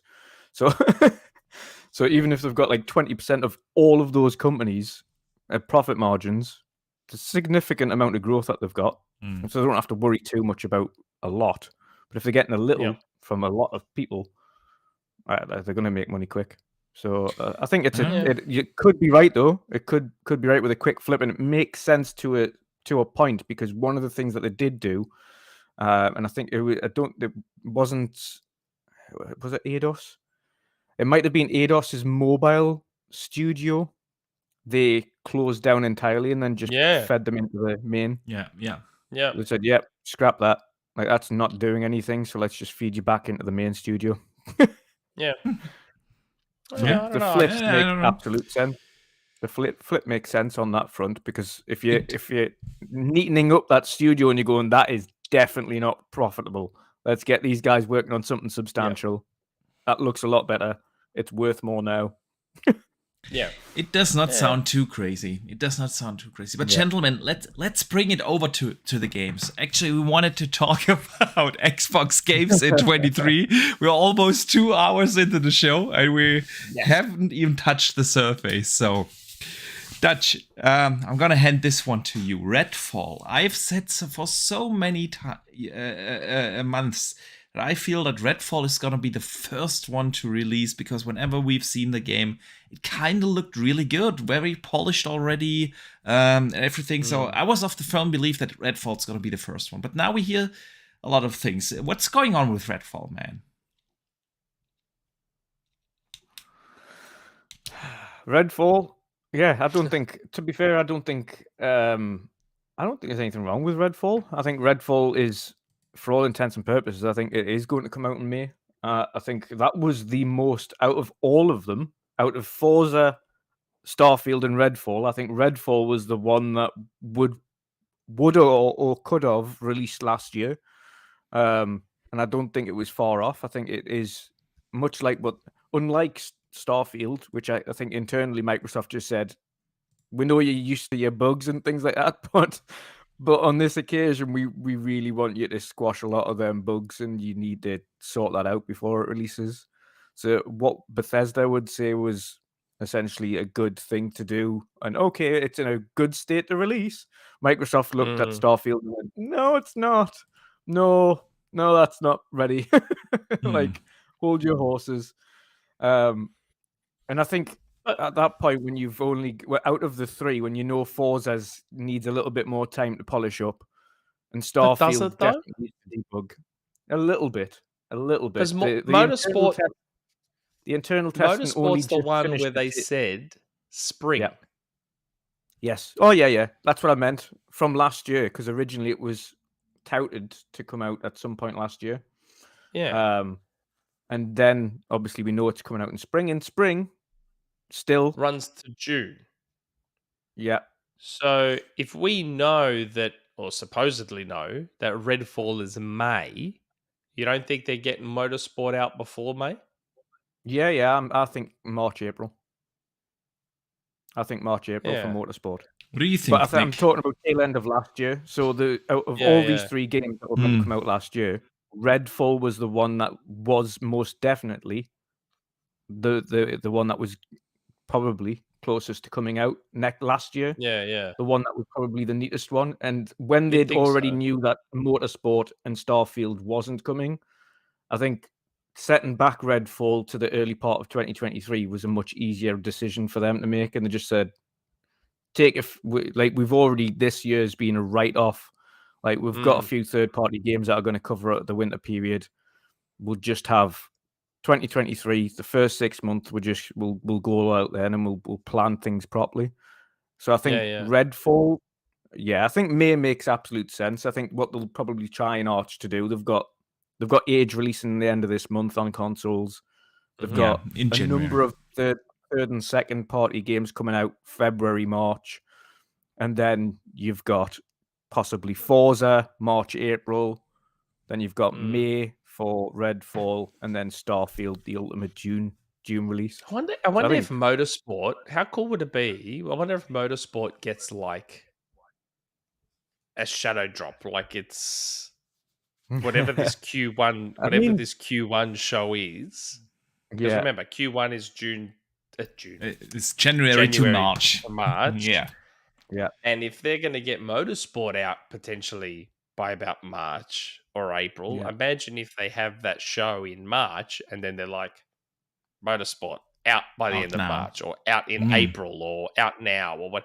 That'd be pretty cool if they did something like that. You expect that show to be that late in the year? So March? I mean, that's like 3 months or 2 months almost. If it's end of March, the only reason 2 months before E3. The only reason I say March onwards is because I think even Microsoft know themselves that the beginning of the year is just too packed. Like January, February, specifically February, is just rammed with games and game releases. But isn't March as well? Yes, March is the beginning of March. That's the thing. It's like everything is packed in 23. There's literally no month where you cannot put up or where you have to put up against another big release. We have in February, we have in terms of third-party releases, we have Hogwarts Legacy coming in February. April 4th now.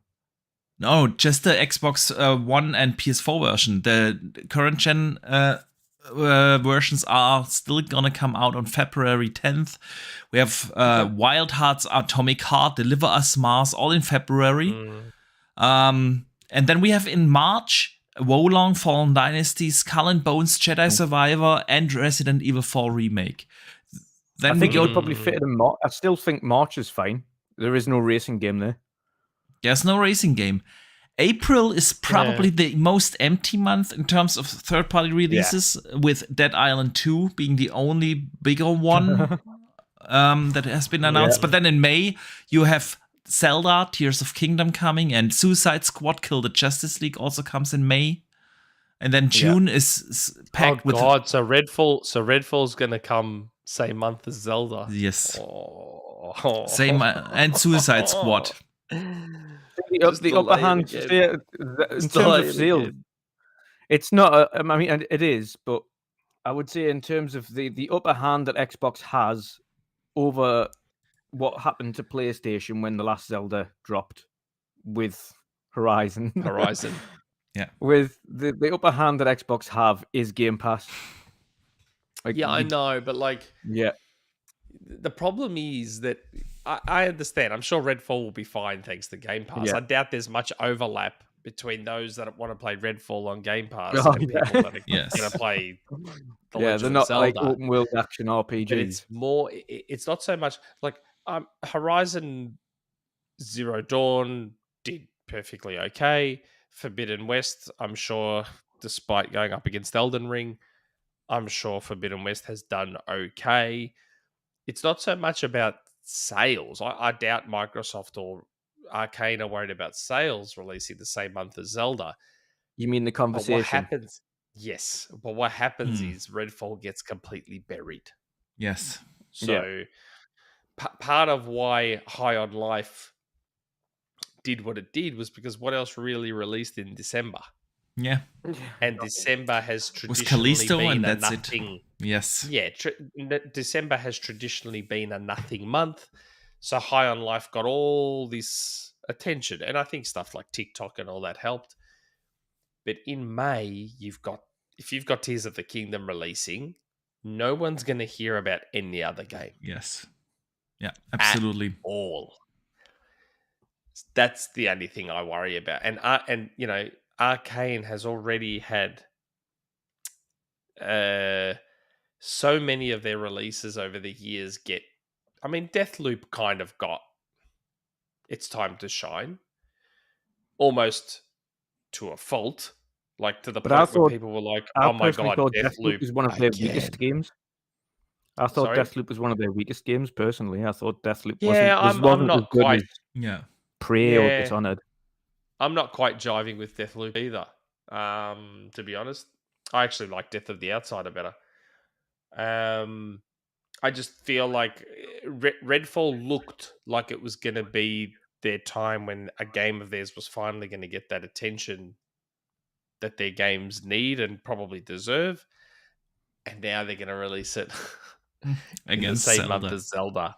And it's like, just, I don't know, either get it out earlier or delay it a bit longer. Like, don't release in May. Get out of Zelda's way. Get out of the only game that, to me, the only game you could release up against Zelda and not stress too much about it is like a Forza Motorsport, or put Starfield up against Starfield. Put Starfield up against it, but not Redfall. Don't do that to Redfall. It's just this is the thing we were speaking about yesterday, Boxy. We've said this before. Like both Forza and Redfall aren't system sellers.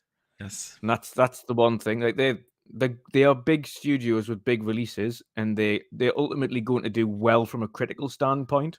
But are they going to ultimately shift units? Like as you mentioned there, Starfield you could put up against it because that is a system seller. That's something that gets the attention.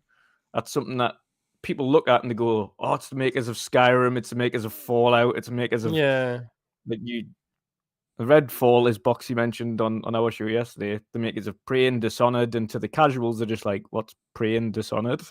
Like, what are those?" I'm seeing Vampire Zombie in the chat. Vampire Zombie, I'm pretty sure it's May, dude. Whatever Okami Games was shown that Redfall was in May, he showed me, and as far as I can tell, it looks like it's coming out in May. And then Jez and Windows Central have then spoken to a couple of their sources who are corroborating May. Like it looks like it's May. Like a May. Yeah. So if again, Redfall is with all rumors. With all rumors, including my own, they're rumors. Yeah. So then it's not often like you can't just blindly accept and believe them 100%. Having said that, it does appear like it's going to be a May game. So where do they put Starfield then? What do you think? I still think June. I still think June. Both. Yep. I have my theory. I was also in the firm belief of June. But then, if you think about it, there are a couple of things that speak against June. Don't get me wrong. I don't think June is a good date or the right date. That's not me saying, "Oh, I think it should be June." I'm just saying I think that's what it is. Because as far as I know, the second half of the year is Spider-Man. Probably. Yeah. COD's Modern Warfare 2 expansion thingy. Final Fantasy 7 Rebirth. Cares? Yeah. Possibly. I still doubt it. And that's it. That's so it. Lies of P is also second half of 23. Yeah, but that's indie effectively. Like, what's Starfield really going to go up against in the second half of the year? Yeah, it's a good question. I mean, we still don't know what Spider-Man and Starfield if it releases in the second half. EA might bring Dragon Age. We don't know. Avatar might come from Ubisoft. We don't know. Assassin's Creed Mirage is also probably second half. Maybe. So I feel like the second half will fill up. The thing is, for me, like, out of all the first-party games from Microsoft that they have announced for the first half, Starfield was the only one that had a proper release date, that 11/11/2022 date. So when they put out that date, I'm of the firm belief that Todd Howard was like, yeah, I can hit that date. They believed that. And then obviously Microsoft kind of must have stepped in and said, okay, we're not going to release a Bethesda game again. Yeah. So you take a little extra months because we need Starfield to shine. It's the biggest release Xbox has had in terms of first party games in probably ever. Maybe Halo 3, I don't know. Halo 3 was also pretty big, but since it's the game from the makers of Skyrim, and it used to be a PlayStation game. It used to be on the Switch. It is also very well known, of course, in the PC market. It is the biggest game Microsoft has released probably ever. So they put a lot of pressure on Todd. And Todd said, okay, then we need a couple of extra months to polish out our bugs. But how many months do you need to polish out bugs? Do you need, when they release it in June, that's like eight extra months? If they release it more in like March, that's like 5 months. And in 5 months, you can do a lot. Especially when the game is not out in the field and you don't have to like deal with the shitstorm and everything. So, but the thing is, with a game like that, if bugs are what you're trying to iron out, you kind of want it out there for people to find bugs. Like, there's only so much bug fixing and polishing you can do with your small team of QA testers or whatever. Everyone knows that as soon as a game gets out there, it's being played by tens of thousands, hundreds of thousands, millions. Yeah. Like, so Sony's games are known for their polish, and Dutch before was talking about playing Spider-Man. I found bugs in Spider-Man. Yeah. Weird NPCs floating away into the sky. But did you report them properly so that Insomniac can actually fix it? Because that's the problem with a lot of things in the field. Yeah, we all complain on Twitter about, this is a bug fest and broken game, but that is not the feedback a developer needs to fix the bugs. Yeah. So. Oh no, I know, but I'm just saying that you can't squash every bug. Like. Oh no. Yeah. We were saying that need, like, especially Bethesda, they need to keep some of the funny ones in because ultimately we love Bethesda's bugs. Yes. Yeah. We do. We love them. But you mentioned Spider-Man's bugs. Actually, I had a funny one. Just to kind of touch on that briefly, I had a funny one where I yanked a guy out of one of the moving cars, that is, you can in Spider-Man, but he got stuck in the door. And as I was kind of yanking the other guy out, the guy was still just stuck in the door, flopping about. And I was like picking up the car and throwing it around, and the guy was just wobbling around on the door. Yeah, it's like, it happens. I had a random NPC. He got scared. Like, I went near him and he got scared, and he just floated up into the sky. What's happening right now? Again, nothing game breaking or anything. It was just one of those funny open world random bugs that you get. Yeah. So and you're not going to get all those out. Like if they get in, even in PlayStation's games, who are supposedly known for their polish and blah blah blah blah blah. I mean, let's be honest. Starfield's going to come out. People are going to find those quirky little bugs. They're going to post them on Twitter, and they're going to weaponize them and use them as evidence of how shitty Starfield is. And look at all these Bethesda games and blah blah blah. You're not going to be able to stop it. It's going to happen, whether they like it or not. That's true. It's going to happen. But the question is really to which degree. And then I also feel like if they bring out Starfield in June, they would have squeezed like too much in May and June, because then they have Redfall there. I don't think Diablo is there. I don't think for Final Fantasy 16 is also, by the way, and Street Fighter 6 also June. Yeah. Street Fighter 6 is June. Yes. June 4th, I think. Or 6th. So I think it's June 6th, isn't it? Yes, June 6th. Hang on. Where's my list? Like that. I have it here in my list. It's June 2nd. June 2nd. Oh, 2nd. Oh, yes. Well, there you go. Okay. Yeah. So, and then where do they put Forza? Because I know that you always say Forza is more or less ready to go. what's the name? The Turn 10 director. Alan. He came out a couple of months ago and he said, well, the game is still in full production throughout the entirety of 2022, and they start with the polishing phase early 23. So I'm not expecting that game to come out in early 23, which would be March or something. Yeah. I don't know. It's just they've already finished all of the testing, including beta testing. And Turn with all 10 of are like everything I hear about Turn 10, even from people within Microsoft, is that studio is like, that is by far the most efficient studio in there in terms of just, you need something done, it's done. Get it done. Alan's just like, yep, it's done. So I feel like if they want Motorsport out in March, they'll get it in March. If they want it in Feb, they'll get it in Feb. If they want it in November, they'll get it in November. Whenever they want it in 2023, it'll be there.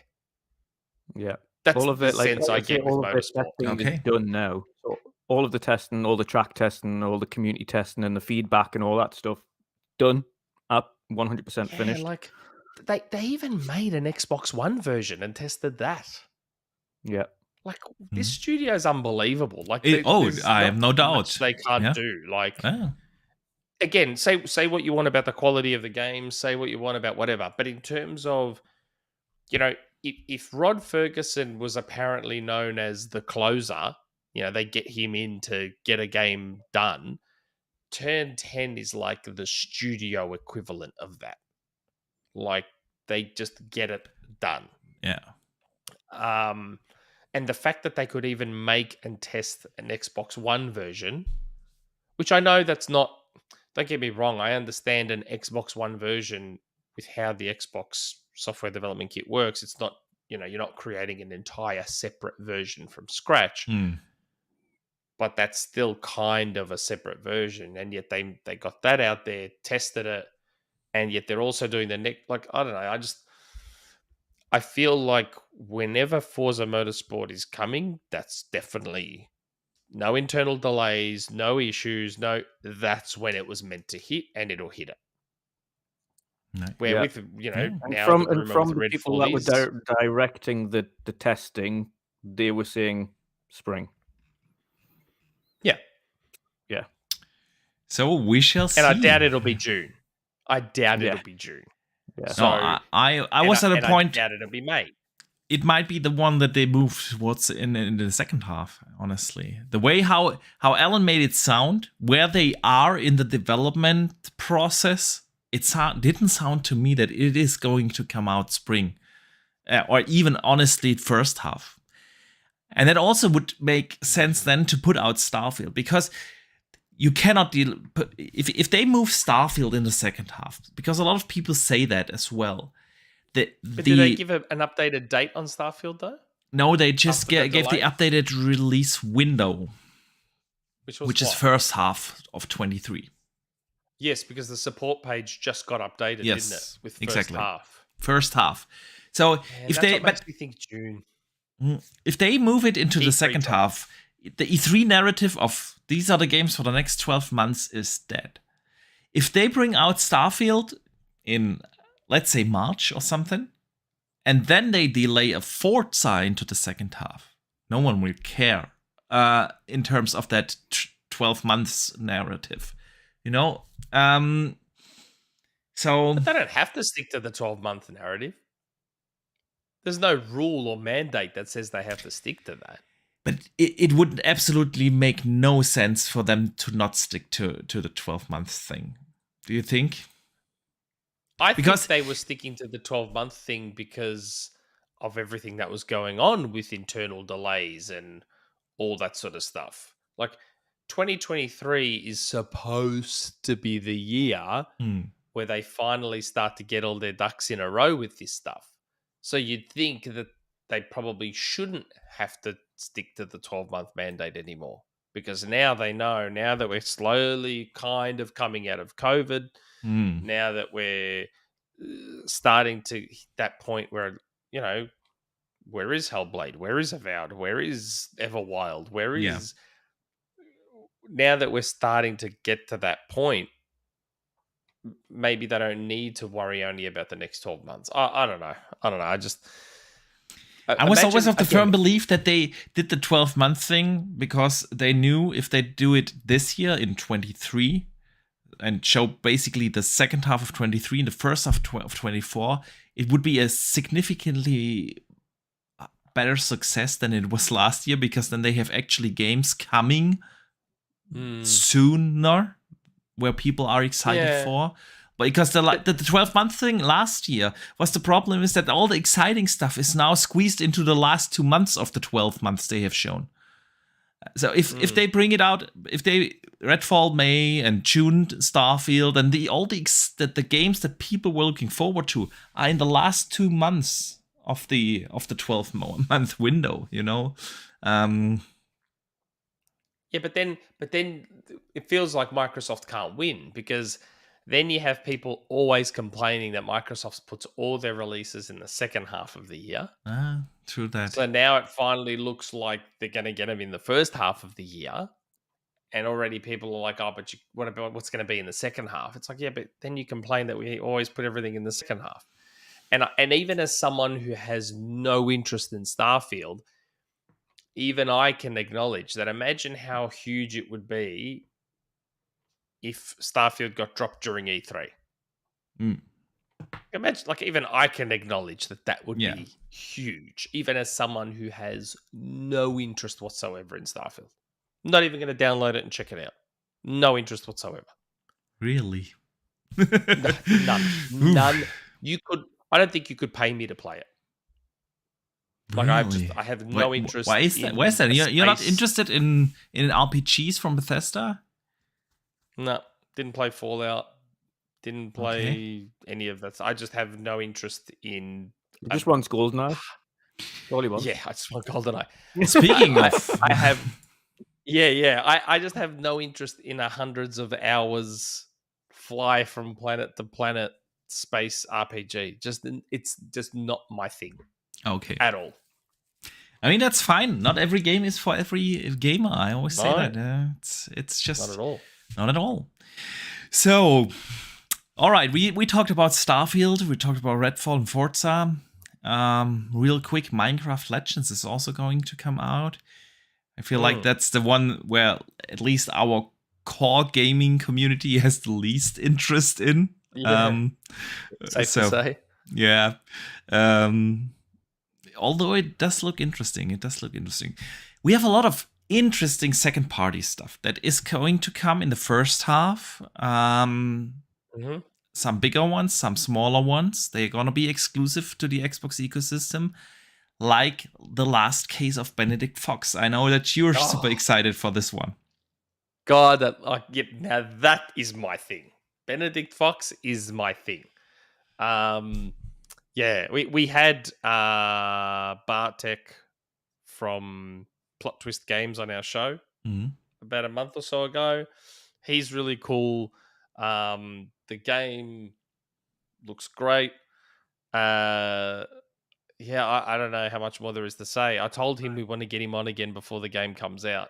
But there's no date. I don't even think there's a window, to be honest. It's the 6 month. So first half of 23. Yeah, first half. Yeah. First half. Yeah, I should ask him. Maybe I should ask him if he knows when it's coming out. But yeah, Metroidvania, that stunning art style. Yeah. But he says it's not like a full 100% hardcore Metroidvania. It's more of a twist on a Metroidvania.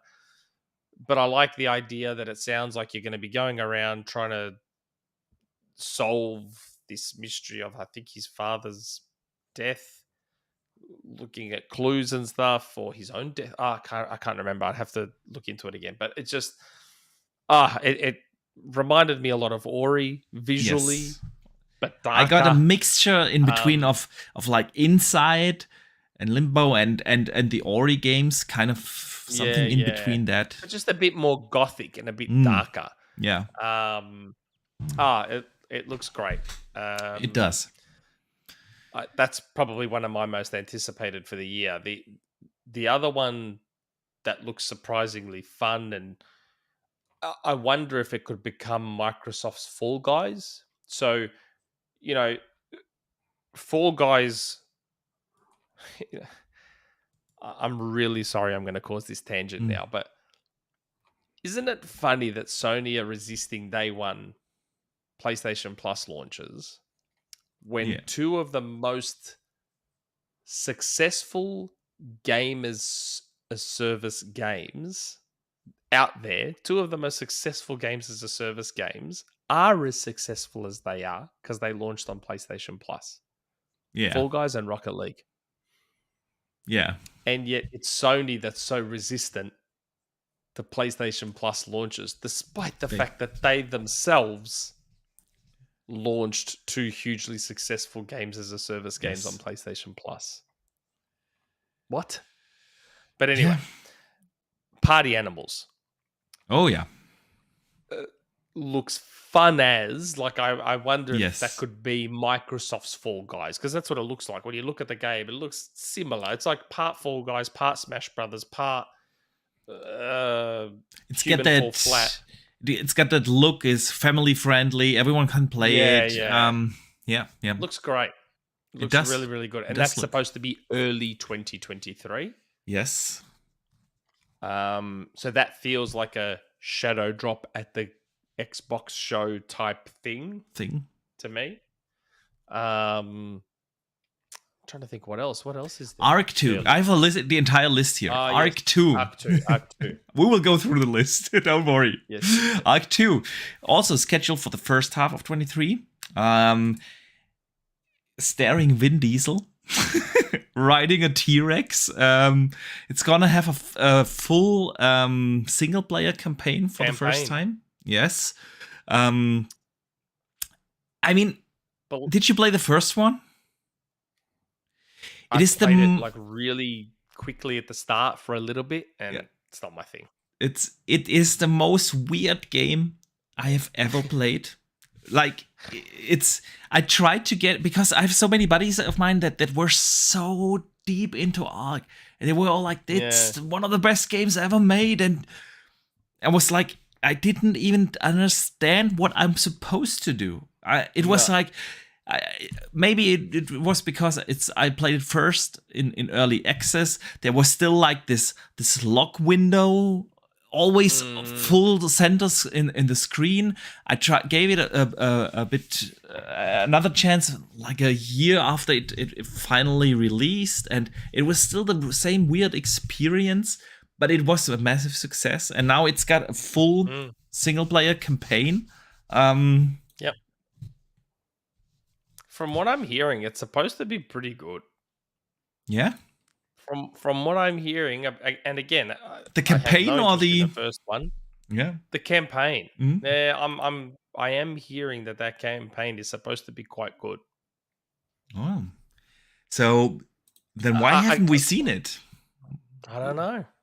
I don't know if it's supposed to come out in the first half. We've seen virtually nothing of it. Yes. 2 CGI trailers and that's it. Yeah. It's okay. But it's good to hear that it's apparently good. Yeah, I've had a couple of DMs and they're like, Arc 2's looking all right. Okay. I'll take your word for it. I've got no interest in the first game. I've got a mate who still plays it to this day. Every time I see him on my friends list, he's playing Ark. Like, he just loves it. And I remember, like, we all remember that very first trailer of Ark. And we're like, oh my God, dinosaurs. Yeah. Oh, wow, how good does this look? And then I think a major part of the problem with Ark was performance. It's sort of like PUBG on consoles. Like, I got swept up in the PUBG hype on Xbox, and I bought it day one, and I was like, oh, PUBG. And then I played it, and it was just this janky, gross thing, and I just never touched it again. And that's kind of what happened with Ark. I feel like we all got swept up in the Ark hype and the dinosaurs and this, that, the other. And then you played it, and you're just like, the hell is this? Like, It was just a janky mess, and it was just I had no interest, Yeah. none whatsoever. Yeah. So hopefully the second one's good. Absolutely. It's a long-term exclusive, as far as I know. Yeah. So yeah, we have heard that. It's running in Unreal 5, gonna look probably very good. And if it's got this, like, I'm cool with a 10-hour, like, good action campaign, shooting some dinosaurs or whatnot. I'd be up for that. You know what else is looking fantastic? Is a game called Flintlock. Yes. Looks Coming really good. early 23.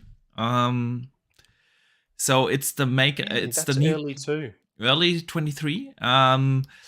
It's the second game of the makers from Ashen. Have you? I don't know if anyone played that. Oh, it was really? Yeah, exactly. I did not realize that. Yeah. Okay. And they are obviously going an entire different like art style this time, more like realistic graphics, colorful. But it does look really, really good. Okay. Another Focus Home I game. didn't realize it was from them. I actually didn't realize that was from Dingo. Yeah, Focus Home have just like absolutely on a roll as a publisher. Yeah, like, it's just back-to-back games for them, and decent games. Indeed. Flintlock. Yeah, Flintlock. I remember seeing that now. Now I've brought up a trailer for myself just to remind me. And yeah. Now that I'm looking at it, that's right. I remember seeing the trailer for this and thinking, yeah, that actually looks really cool. Yeah. Almost like, oh no, I won't say that because it'll be taken the wrong way. If I say what I was about to say, no. I was about to say, I was actually about to bring up Forspoken. I was going to say, kind of looks like a better version of Forspoken, but yeah. Well, after the demo, we can say that because that's the problem with demos.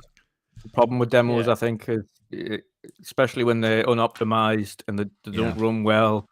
If you give off the wrong impression in the demo, that can cripple you for launch. You got to be careful with a demo. Like, I think some developers forget the point of a demo. The demo is not there. If you're going to call it a demo, most people interpret demo as this is the final game. We're giving you a preview of it. Yeah. Beta or alpha or tech test or whatever, that's what you give the label to something that's not finished and will require more work. The second you apply that label demo, you better be sure that that's the game that people are going to be playing day one. Otherwise, you're sunk. Like the Crackdown demo. Remember the Crackdown demo? Oh, yeah. It was I 1 remember. hour. Yeah. It was a 1 hour time demo of the full game of Crackdown. Yeah. It's fantastic. You could get a lot done in Crackdown in an hour. And you just started to get powerful at the end of that hour. And you're like, no, but I want to get more powerful and I want to jump higher and I want to throw trucks around. And it made you want to play the game more. Forspoken's demo doesn't really do that. Not really. I mean, that's why they stopped doing demos. If you remember the good old days when we had magazines and on every magazine we had the demo discs that's the reason why they stopped doing those. The games are so much bigger now. They're so much more complex now. I understand why demos aren't really a thing anymore. I get it. I understand why. It's a shame, but I mean, let's be honest. That's the beauty of Game Pass. Game Pass kind of is. Yeah. Game Pass is a lot of things. You can treat Game Pass as a rental service. You can treat Game Pass as a demo service. So I'll download it, try it. If I like it, I'll buy it. Yes. That's the beauty of it. It's a great tool like that. Yeah. But I don't want to start another tangent. Sorry. I don't want to do that. I do that. Ara History Untold, real-time strategy game from the makers of Civilization, coming. I'm definitely looking forward to that. Yes, you would be. Absolutely. And then we have a lot of Game Pass Day One. Those games will also come out on other platforms, but still Game Pass Day One games like Monster Hunter Rise coming January 20th. Yes. Persona 3 and 4 are going to launch in January. Yes.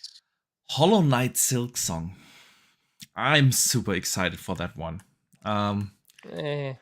You're not into the first one? I got caught up in the hype.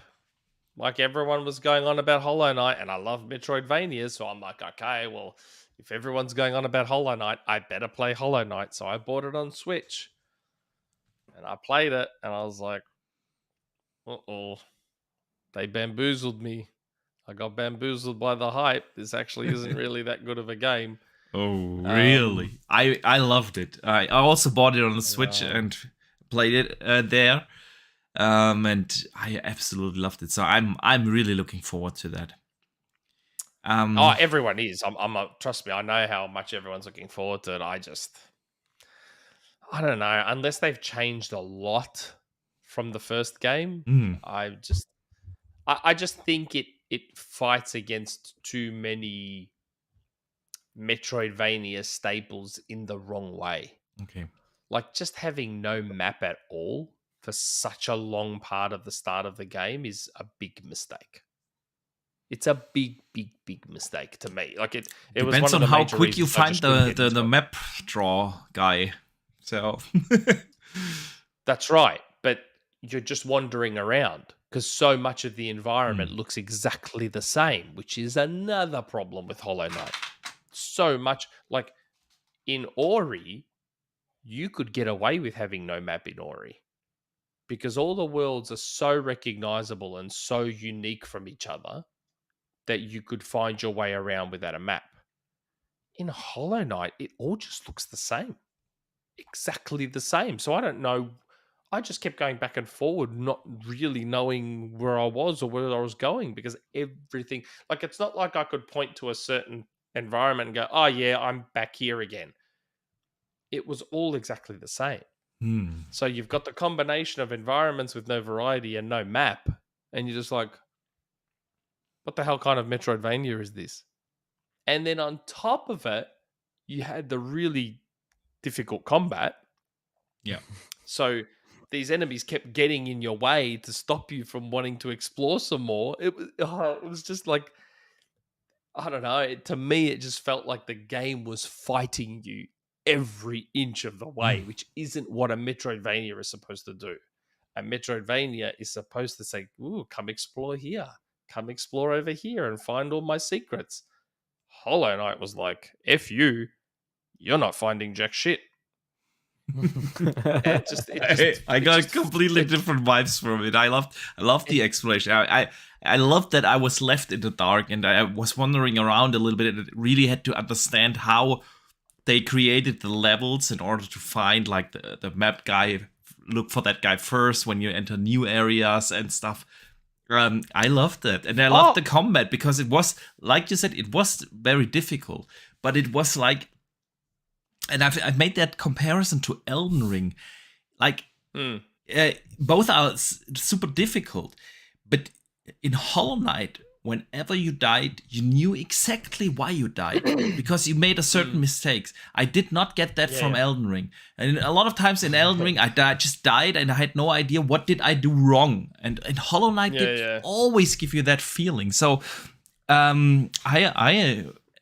I really, really enjoyed Hollow Knight. One of my favorite. I'll be interested to see. I'll definitely wait on reviews and to see what gets said about it. To see if it's learned any of its lessons from the first game. Because again, all those things you describe, I've got no problem with those things in isolation. So I've got no problem being left to discover on my own. That's what I loved about Tunic. Yeah. I've got no issues with difficult combat on its own. Tunic also has difficult combat. Ori can also have some very tough combat. So I have no issue with all those things by themselves. But when you combine them all into one and put them in a Metroidvania, which is supposed to encourage exploration, it's just fighting against its own genre. for me anyway, as a lover of Metroidvanias, it was fighting against me, and it was fighting against its own genre and in not a good way to me. And it just, again, like everyone, I got caught up in the hype and I bought it on Switch. I was like, okay, I love Metroidvanias. Everyone's going on about Hollow Knight. I'll play Hollow Knight. And I don't know. It just didn't do it for me. Again, not every game is for everyone. So one game that is probably not for me is Wolong. That comes out in March 6th. Yeah. A game I'm really looking forward to is Ayuden Chronicles 100 Heroes, which is also going to come out first half of 23, day one in Game Pass. I really enjoyed the first one that came out in 22. Lies of P coming, and Warhammer Dark Tide is also coming to consoles then. And then we have, of course, the little ones. Yeah, we have, of course, GoldenEye. It's also here in my list. My game of the year, 2023. Oh my God. I get tagged like so often on Twitter. Everyone's like, where's GoldenEye? I'm like, why are you asking me? Because you are the one that put it in my head. Before it was I heard the first time that GoldenEye is a thing from you on your show, on your podcast. And that's right. Since I have literally played. All I knew was that it was coming. I didn't know when. I didn't know. All I knew was that GoldenEye was coming back. I've known for the longest time, and it was killing me inside that I couldn't say anything because it's the game I'm looking forward to the most. But I don't. As far as I'm aware, it's Nintendo that has pushed it back again. Why? I don't know. We were talking about this before about how weird Nintendo is. Yeah. As far as I'm aware, it's Nintendo that's pushed it back again. Why? I don't know. That's just the message I got. Because to me, it just makes no sense. It's just this Nintendo 64 game. Like, it can't be a technical thing. It can't be like, if anything, I'd believe Microsoft pushed it back. If anything, like if someone had said to me, Microsoft has pushed it back because they want to try and get multiplayer into it, that I could believe, and it would make a ton of sense. Yeah. Why would Nintendo push it back? For what reason? Like, it just doesn't. I don't know. Like you said, Nintendo is so weird. They are. They're just the weirdest company. They also happen to make the best games, but they're the weirdest company when it comes to this sort of stuff. Yeah. Like, so what? I think they dropped the trailer in September, was it? When it was finally revealed that the Nintendo Direct? September or October. Yeah. And then Microsoft put out their tweet, coming soon. Okay, we're getting close to 6 months later now. Yes. We're heading towards it's not 6 soon months later. Anymore. When soon? It's not soon now. Like, we're now September, October, November, December. 4 months. Yes. When soon? That's you're playing it fast and loose with soon there. Yes, indeed. Indeed. It's just, oh my God, I can't wait for that game. It's killing me. You know what we did back in the days? We played like split screen 4-player split screen religiously, and then we started recording our own gameplay on VHS tapes in order to analyze ourselves. Yeah. Oh my God. Wow. So how did you do that? Does that mean that you were plugging the 64 into a VCR? Through the VCR, yeah. And then into the TV. And then into TV, exactly. Wow. Oh, yeah. So VCRs were basically the early days of capture cards. That's exactly. We had no capture cards at the time, yeah? Yeah, that's right. VCRs could have... I mean, not all model VCRs could do it. It was the higher-end VCRs that could do it. But yeah, VCRs were effectively capture cards, weren't they? Yeah, they were. They were indeed. Wow.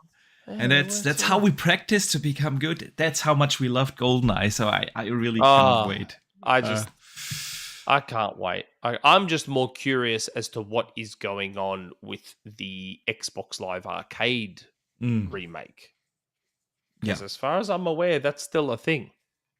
Okay. As far as I'm aware, it's still a thing and still supposed to be coming at some stage.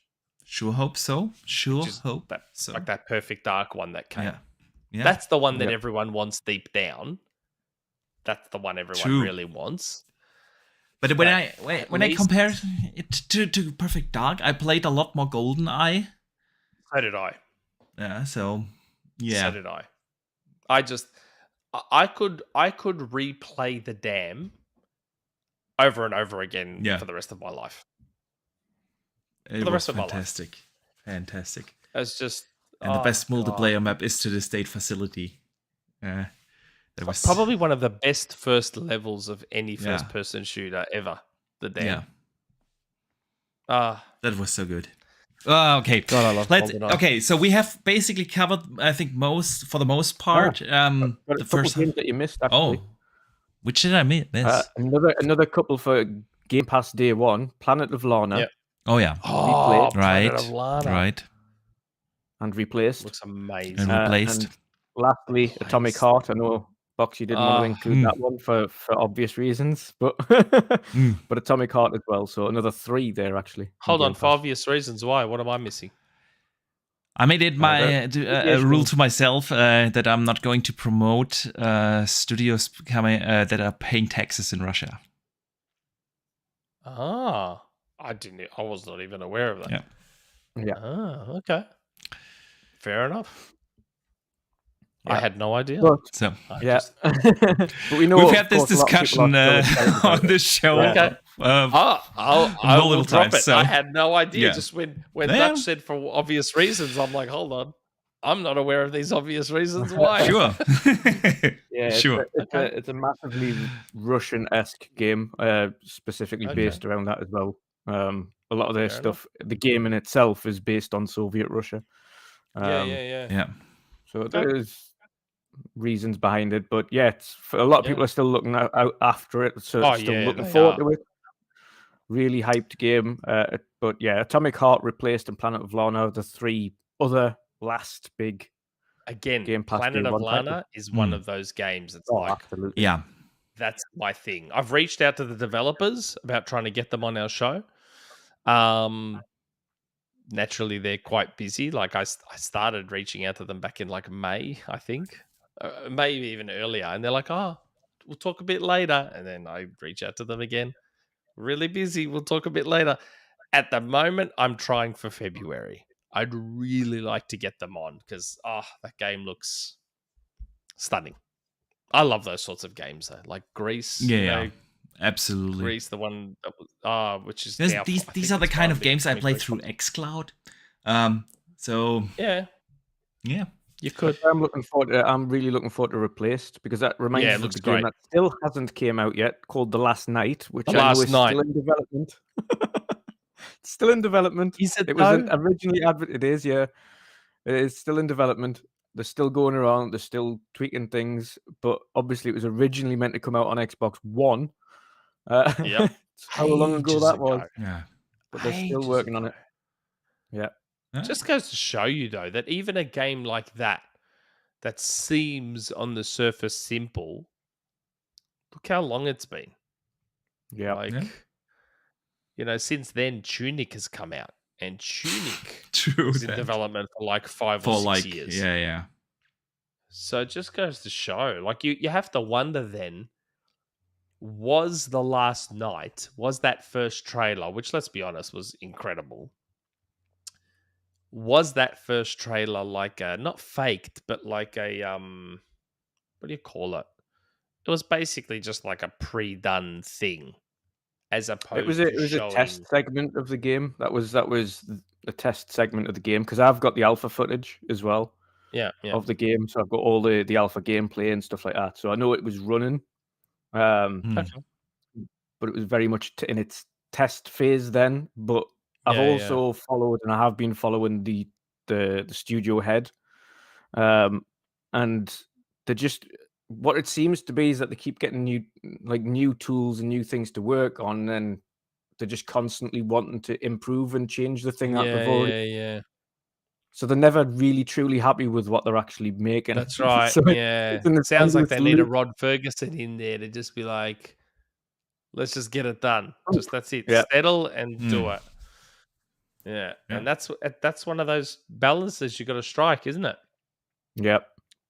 Maybe that's a But lot of what Replaced has Microsoft. identical art style. It's this like Yes. voxel art type of thing. Yep. It looks phenomenal. But Looks gorgeous. yeah, they just want to keep adding and adding and adding, and there comes a point where you're going to have to sit there as a studio and go, right, we need to stop, stop, right? Yeah, we need to be happy Actually with bring it out. Yeah.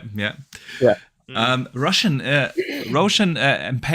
Pengar in the chat says Stalker 2. That's true. I forgot that one. Yes. Also, Well, we got a trailer recently. You for said that in Yes. second party, didn't you? Oh, you had it I listed. thought I mentioned because it's in the list. Yeah, I'm not, but I think we skipped over it. Maybe we skipped over it for some reason. I'm not sure. The only thing I'd say about Stalker 2 is that it is definitely coming in 23, but I don't think it's going to hit first half. Probably not. I don't think so.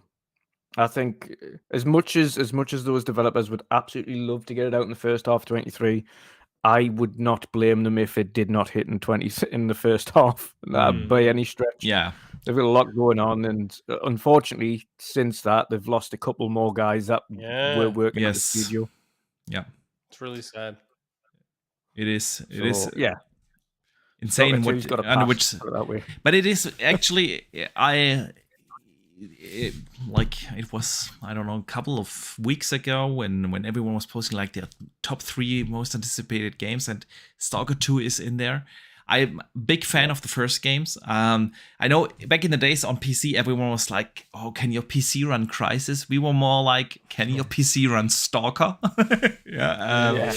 And so I was a big fan then, and I cannot wait for the game to come out. It looks fantastic from everything that they want to do with it, making it open world, like with multiple endings. It's this RPG open world shooter with a strong narrative. It's so up my alley. I cannot wait. Visually looks very nice too. Absolutely. Unreal Engine 5 showcase. I really cannot wait. So yeah, guys. I think now we covered Xbox first half. Nick, now we have to ask a question. What has Xbox in store for the second half of 23? Well, that's the thing. We don't know, do we? We don't know. We think something has to get pushed out. Unless they, I don't know, like unless they're trying to surprise everyone. Like maybe Hellblade 2 comes out of nowhere. Maybe, I mean, I doubt Avowed, but I don't know. Like, what about Project Mara from Ninja Theory? Wasn't that supposed to be like a smaller thing that they were doing? It is a smaller thing, but I'm not sure if that's going to come out before Hellblade 2. Or do you think so? I don't know. It's so weird. Like, we saw Hellblade 2. We saw that first trailer at the Game Awards. Then we saw the second trailer at the Game Awards the year after. Yeah, but 2 years after. They weren't at the Game Awards. They weren't at the Game Awards this year. year. 2022. No. So is that a sign that the game is further away than we thought? Is it just, I don't know. I have honestly, I think I have the feeling it is at least targeted. Of course, things can get delayed because we have heard a couple of things. We've heard they finished all the mocap for the game, and it was like 2 months ago or so. So you have like finished all the mocap. With that, if that's done, I would assume you have finished for the most part all the writing and everything. So the story and everything, it should be more or less. And then you have like a year plus to bring that all together. And we also know that the team is still, for a AAA game, a very small team. And small teams tend to work way more efficiently, like streamlined everything. And so, yeah, and then, of course, it has been a while in development. It's like the game that they announced in 2019 along with the console. Yep. They've shown it again in 2021 with gameplay. Why not release it at the end of 23? So I feel like that's definitely a possibility. So Avowed, you mentioned Avowed. What about that?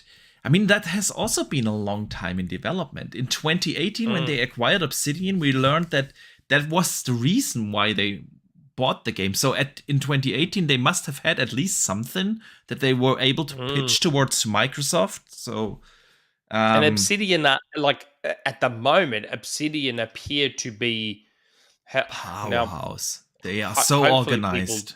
Yes, like they appear to be Microsoft's Insomniac. Yes, exactly. And by that I mean they can get the games out, good quality, very efficient. They got out Pentiment, they got out Grounded, they were also doing Outer Worlds. Outer Worlds? Oh, the Worlds, yeah. That was them, wasn't it? Yeah. Yes, it was them. Yeah.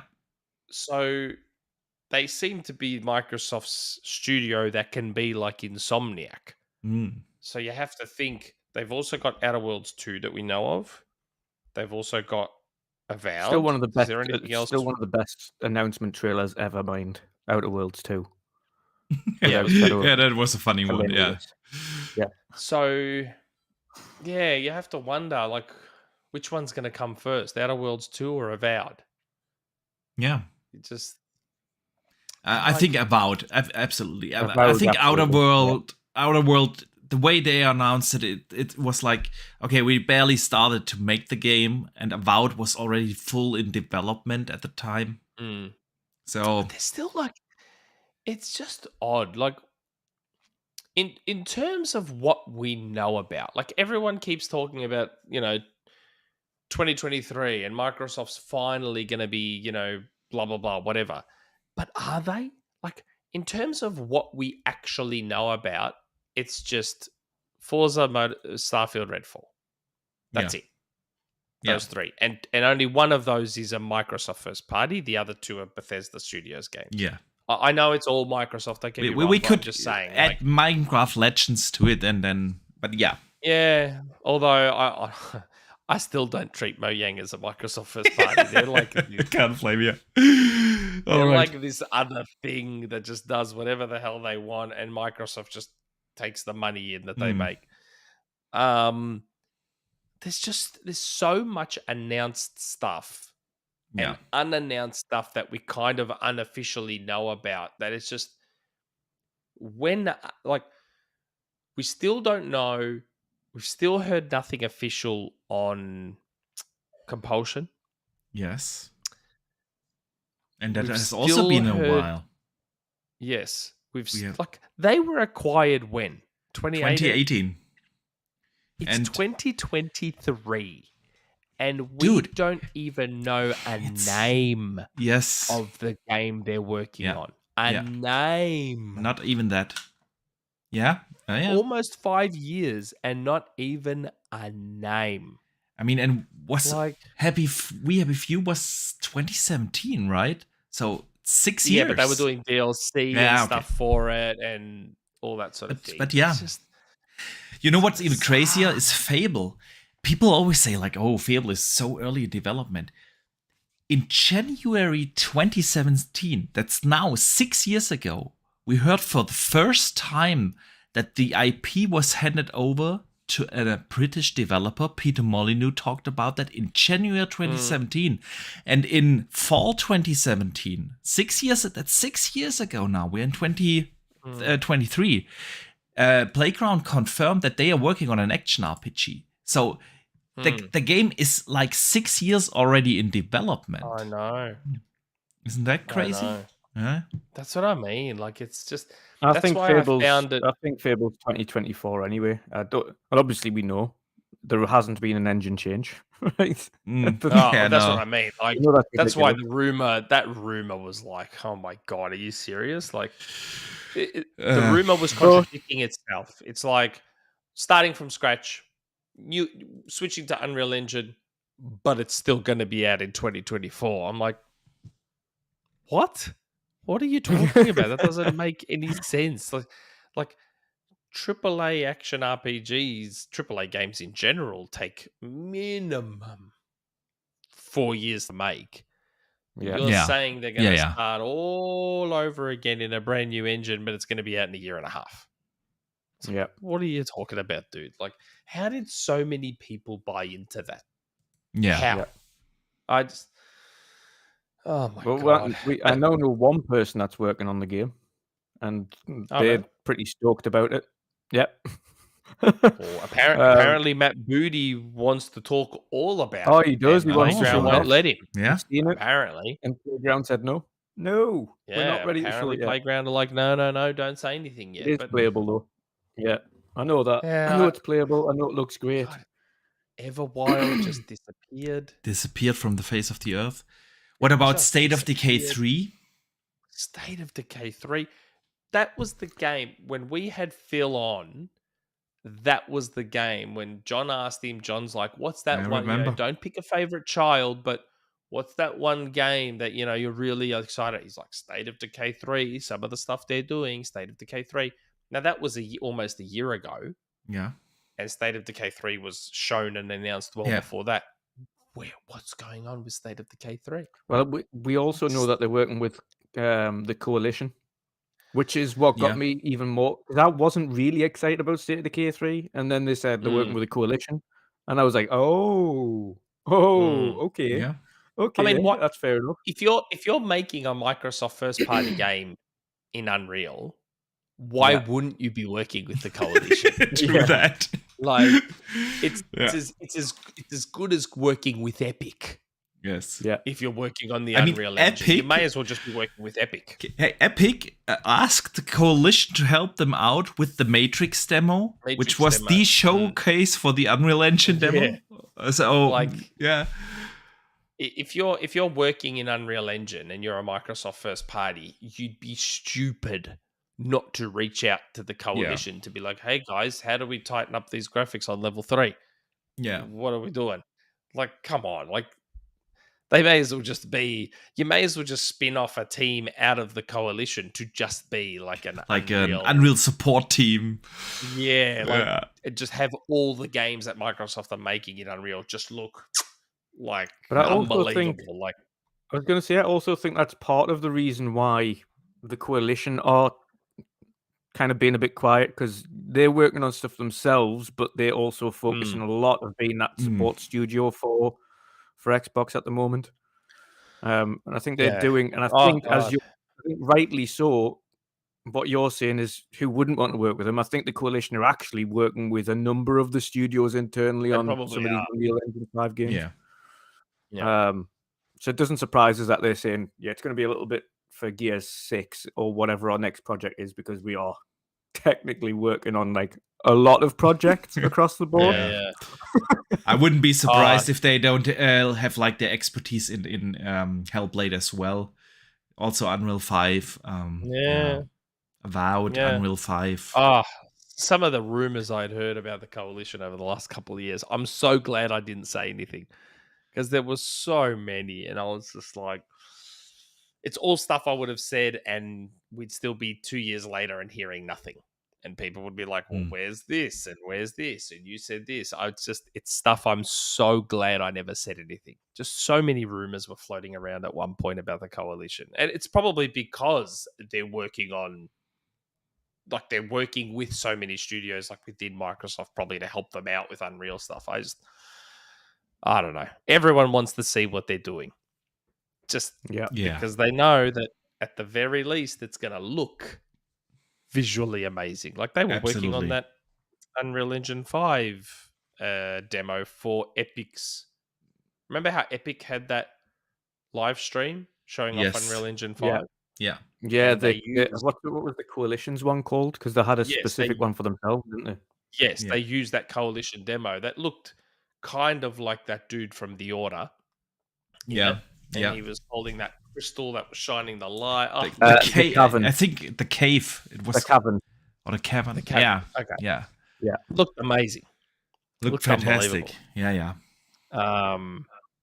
But yeah, everyone wants to know what the Coalition's doing. It's. I mean, we know that, or we don't know. We hear that they have like a second project, a smaller project in the making. Yes. You think that's gonna come out before Gears 6 or after? Don't know. No idea. I want the Coalition. I know they're a Gears studio, but the rumors are that they're being allowed to sort of branch out from Gears, allegedly. I would like them to pick up where they left off.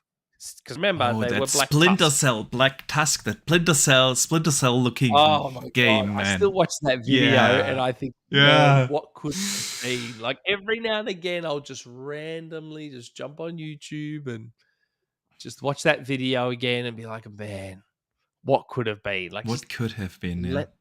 let them do it. Like, it's their game. I'm sure the code is sitting there somewhere on someone's computer. Yeah, absolutely. Just pick that back up again and let them do that what looked like a Splinter Cell type game. It's just like that that trailer was so good at evoking imagery of what a game could be.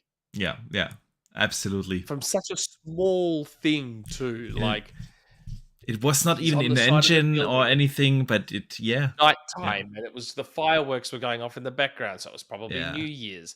And this dude was climbing down this building. So straight away, you think, wow, what an intro level. You start the game, going down this building, and maybe you break in and you have to steal something. Just could have been, my God, it would have been so good. Oh, yeah, indeed. You know, another studio we don't know nothing about, In Exile? Yes. They tweet a lot. They tweet a lot and they tease a lot. Not saying much. I don't know. And there was another one I wanted to talk about, but I think you got. So, are you going to cover the questions you got on Twitter? Yes. Okay, then I'll avoid talking about this studio because one of your questions is about this studio. Hang on, I'm trying. We know nothing about Roundhouse, yes. Where is it? This question was from Mershat. Wrote that question in. He asked, so Nick was excited about Roundhouse Studio project. Can't he share details about that? Yeah, so he's a bit. It's not that I was excited about their project. What I had said was that if what I've heard about their project is true, and I don't know it is, which is why I've been hesitant to say anything. But if what I've heard about their project is true, then I'm very excited. And I think it was a while back that Scalzi, Scalzi, that dude that deals with the stuff.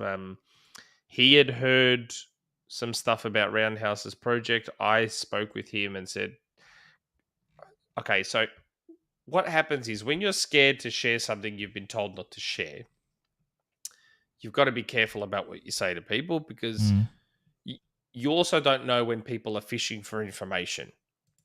Yeah. So when I was talking to Scalzi, I didn't want to do that thing where you put the info in their head and then they just relay it back to you and you don't realize that you've told them and they probably didn't know. Yeah. So he and I were talking because he had also heard that what Roundhouse might be working on. And it turns out we both heard the same thing. Okay. Which makes it's like, does that mean? Because didn't Scalzi come out and say a few things that he had heard? I could have sworn that he had said. Let me just check. I'm not sure. I don't follow Scalzi, honestly. This. Here we go. Hold on. Where is it? Okay, there's the room. Okay, good. I just didn't want to be the one that said. So I just Googled something, and there's an article from April last year. So the rumor was that I'm reading it here on comicbook.com. According to the rumor, a new Marvel PvPvE game is in development at Roundhouse Studios.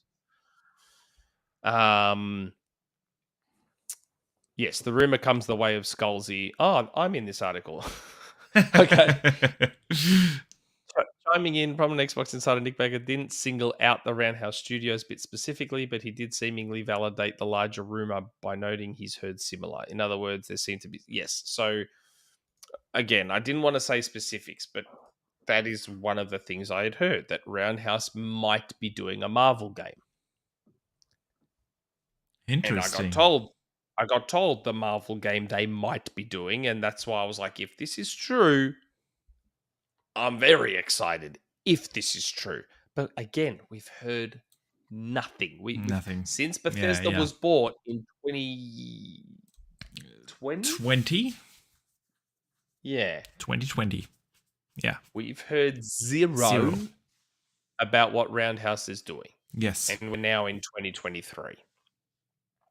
3 years later. Yeah. Yeah. So I hope what I've heard is true. I hope it would make anyone sense. that it's true. Not the I didn't hear the PvPvE part. Skullsy must have heard. All I heard was a Marvel game, and again, I won't specifically say which Marvel IP because then I don't want crap to start. But if what I got told is true, then yes, I for one am very excited about what Roundhouse are hopefully doing if it's a Marvel game. I mean, I've said it so many times. Xbox is lacking that pop culture IP. Yeah. Yep. Like superhero or Star Wars or something from the pop We've culture. Got Indiana Jones though coming up. Remember that? Yeah. They do have Indiana Jones. And what's going on with them? Yes. Yeah. I would be surprised if it's not. Contraband. Going on with Contraband either. Oh yes, Contraband. We got that incredible trailer, and don't get me wrong, I know the trailer itself wasn't anything exciting, but just the music choice to me was almost up there with Mad World. Yep. And just the vibe that trailer gave combined with the music, for me, that was just one of the best trailers, even though the trailer technically showed nothing. Yeah. Yep. It was just, I loved it. I just loved it. But we've seen nothing of Contraband. Nothing. And the weird thing is that the trailer is now 2 years old. And the day after they released the trailer, Xbox put on the official Xbox Wire homepage an article where they said, oh, we partnered 3 years ago with Avalanche to work on that game.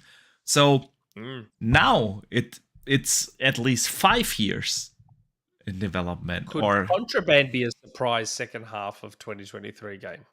I would be surprised if it's not, honestly. That was apparently supposed to be a 2021 game. Yes, exactly. Contraband. That was what the rumors were going around. It was everyone was assuming that, yeah.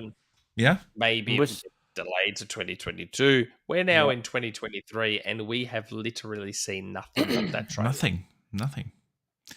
We still don't know what IdTech are doing. With we heard rumors around Wolfenstein, the new Wolfenstein. With machine games, though. Machine games. That's machine games. That's machine games. Oh yeah. Wolfenstein 3. The rumor with id came from me, which was that they were helping out on Quake, a Quake reboot. Yep. I heard that as well. They were like co-developing a Quake reboot with Machine.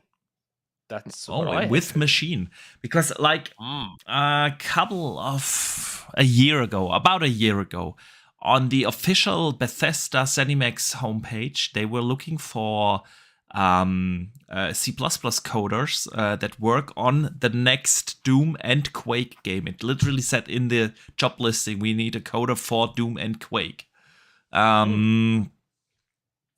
So yeah, IdTech. I remember when Quake released back on 360 and just loving that game. Like I think it was Quake 3, wasn't it? And I just gotta love that game. Quake 4 as well. Quake it was Quake 4 on 360. That's the one. That came with the Quake 2 remaster. Yeah. Published absolutely by Activision. Yeah.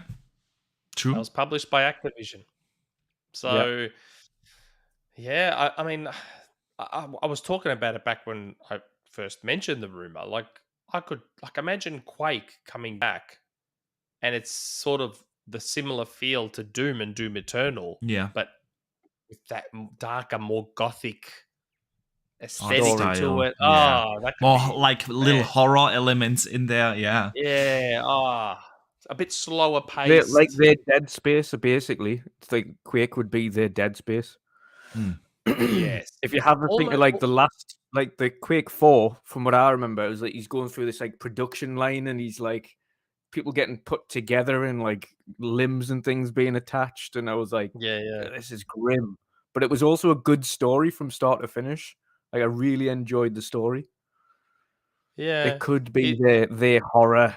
Like they could when they reboot Quake, it could be more of their horror shooter. Yeah. I mean, the thing with, yeah, like from Quake 2 onwards, Quake, I think it started to become more of a space thing, Hmm. which I think is part of like Quake 1, in terms of its theme and its look and everything, Yeah. it's so hugely different from Quake 2, 3, and 4. Like, Four. I'm watching some footage of Quake 4 now. I never played Quake 4, but I'm watching footage of Quake 4 as we speak. And to me, if you had told me that was Doom 3, I would have believed you. Mm. I'm watching a full playthrough right now of Quake 4, PC playthrough. And if you had told me that was Doom, I'd believe you. Huh? I would 100% believe you. That just looks like Doom. So I think with Quake, they need to go back to The more OG look. what most Yeah. people think of Quake. Like, I think of Quake 1, like that remaster we just got, as that more gothic. It's not like set in space. It's that gothic underground thing. Mm. Because this Quake just looks like Doom. Yeah. And why would they want to do that again? I mean, they need to distinguish it, To be different. obviously, from Doom. Yeah. Yeah. So can't be colorful. Can't be too fast paced. No, slower paced, Yeah. just dark and gritty and Yeah. Yeah. gothic and just scary and could be amazing. Yeah. Could be amazing. Absolutely. Machine games, we briefly touched upon them. I mean, Yeah. in theory, they should be working, or in theory, they should have already finished a Wolfenstein 3. If we Well, take the last games as a blueprint, they both took 3 years to make. So it's long overdue with a Wolfenstein 3. So but I assume they're all hands on deck on Indiana Jones. is that the case? Because like the way they announced Indiana, do you think it was already in full production and the team has been working on Probably that? not. So Probably when they not. started, That was probably a recruitment trailer. so if that was a recruitment trailer, what have they been doing the 4 years before? Don't know. I don't know. My God, We don't you know. know, it's funny. It's just weird. Like, you know, a lot of you guys know me. I leak some things and all that sort of stuff. There's a lot of stuff I never leak, and a lot of stuff that just sits somewhere on a hard drive. You know, about how long ago? What, January now?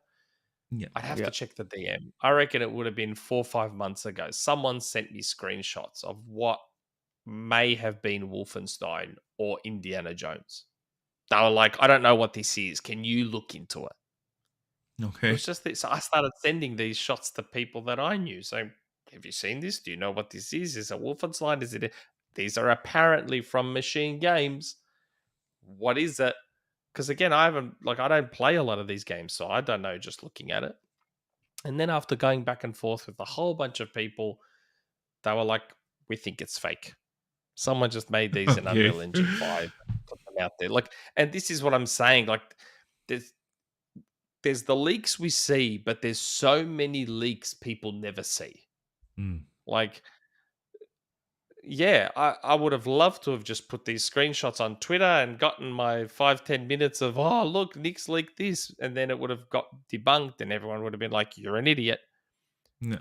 But I get stuff like that all the time. And these shots look nice. They were made in Unreal Engine. And I'm like, is it Indiana Jones? Is it Wolfenstein? There was stuff that hinted to both. And I'm just like, so I'm running it by people that would know better than me. Is this Indiana Jones? Is this Wolfenstein? These are apparently Unreal Engine 5 shots, blah, blah, blah, blah, blah. But this is the thing. Like, people start to get, I guess my point is, that when we hear nothing from studios, like there's always a debate about leak culture. I've just seen some tweets from a few people in the industry that are like, leaks are bad, leaks. But this is why leaks happen, because studios are so secretive. Studios stay silent for so long, and I'm not saying they owe us anything. They don't. Yeah. They owe us nothing. But in the end, people are excited. People want to know what's going on. People want to hear things. You get employees that maybe are a bit pissed off and they decide to leak stuff. Sure. You know, a lot of the stuff I've received over time, like The Last of Us Part 1 remake stuff that I got, and all that just came from people that were pissed. Mm. And they sent it to someone who sent it to me. Yeah. And they're like, you better put it out there because a lot more people are about to get this stuff. And out it went. Like, we've had this discussion before on our show, that whole, how do you strike that balance? Like, look at Marvel. Here's our next decade. Yeah. They lay out the roadmap completely. Yeah. Here it is. No surprises. Cool. Yeah. And everyone knows, and everyone just sits back and waits. Yeah. They just wait. Now, I understand the game industry and the movie industry aren't exactly the same. Yeah. Games can get cancelled like that. Look at Scalebound. We got 2 E3 appearances or whatever from Scalebound, and then see you later. Fable Legends was basically done. I've played that game. I was in that beta. Yeah. Fable Legends was basically finished. Yeah. Gone. Movies don't tend to suffer from that, or at least not as often. Like, how often does a movie get virtually finished and then they're like, not release? Sorry. Yeah. I'm not saying it never happens. I'm just saying in comparison to games, I feel like movies don't get cancelled as much as games do. Movies never see the light of day, so movies get pitched and this, that, the other, and then problems happen from the start and it just never takes off. Yeah. But I feel like movies that are like halfway through or further don't get cancelled as often as a game does. Yeah, With I agree. Movie, they usually get one out, and if it doesn't work, they never get the second one. Yeah. Or they'll get the first season and never get the They'll bring in another director to finish it off. They'll do this, they'll do that, and they'll just get it out there. With games, I feel like games get cancelled a bit more often, which is, I think, part of the reason. Again, it's about striking that balance, because sometimes a game can become something else halfway through. Sometimes a feature that they thought was going to be in didn't work, and they already talked about that feature. Look at Crackdown. Yeah. Full destruction. And then they showed that amazing demo where they shot the hole out of the cement wall, and then none of that was in the game, not in the single player or technically the multiplayer. The multiplayer was just super basic destruction. And I think that's a part of the reason why. It is difficult. Yeah, it's the other problem we've got as well. I was going to say, we've also got the one of the heads of Xbox, Matt Booty, coming out.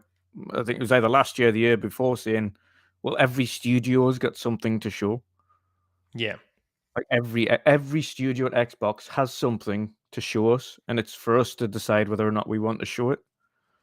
If that's the case, and that's what they're saying, not what we're saying, which is why it gets people. And these are things that he's saying publicly, which is why people are getting so like, well, so what's happening with all of these studios? What's going on with that?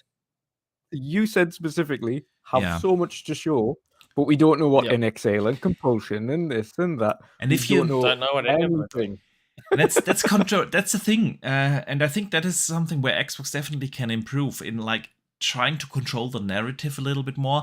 I had that feeling when just the other day, that rumor about Fable getting completely rebooted and everything.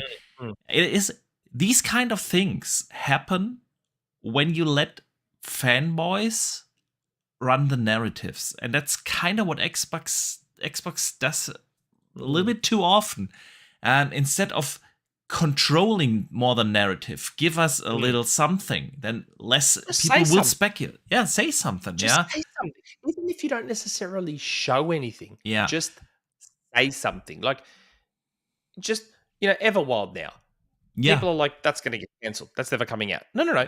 Say something. Even if you can't show anything, Yeah. just say something. Even if that something that you say is, look, we had some ideas for Everwild. Turns out that those didn't quite work the way we wanted them to. Just put out a blog post on Newswire or something. Just an Yes. update. So at least Exactly. so that way you don't get these rumors that come out of nowhere, and some guy on 4chan's like, man, Everwild's about to be cancelled Yeah. next week. It's in massive, massive trouble. Blah blah blah blah. Like, had they just said something about Fable since that first bloody trailer that we saw, Yeah. maybe this never would have happened. Had they just said Would something, not have been a like, thing. Igor in just the give chat some says update. Hellblade 2 has shown good stuff. He's right.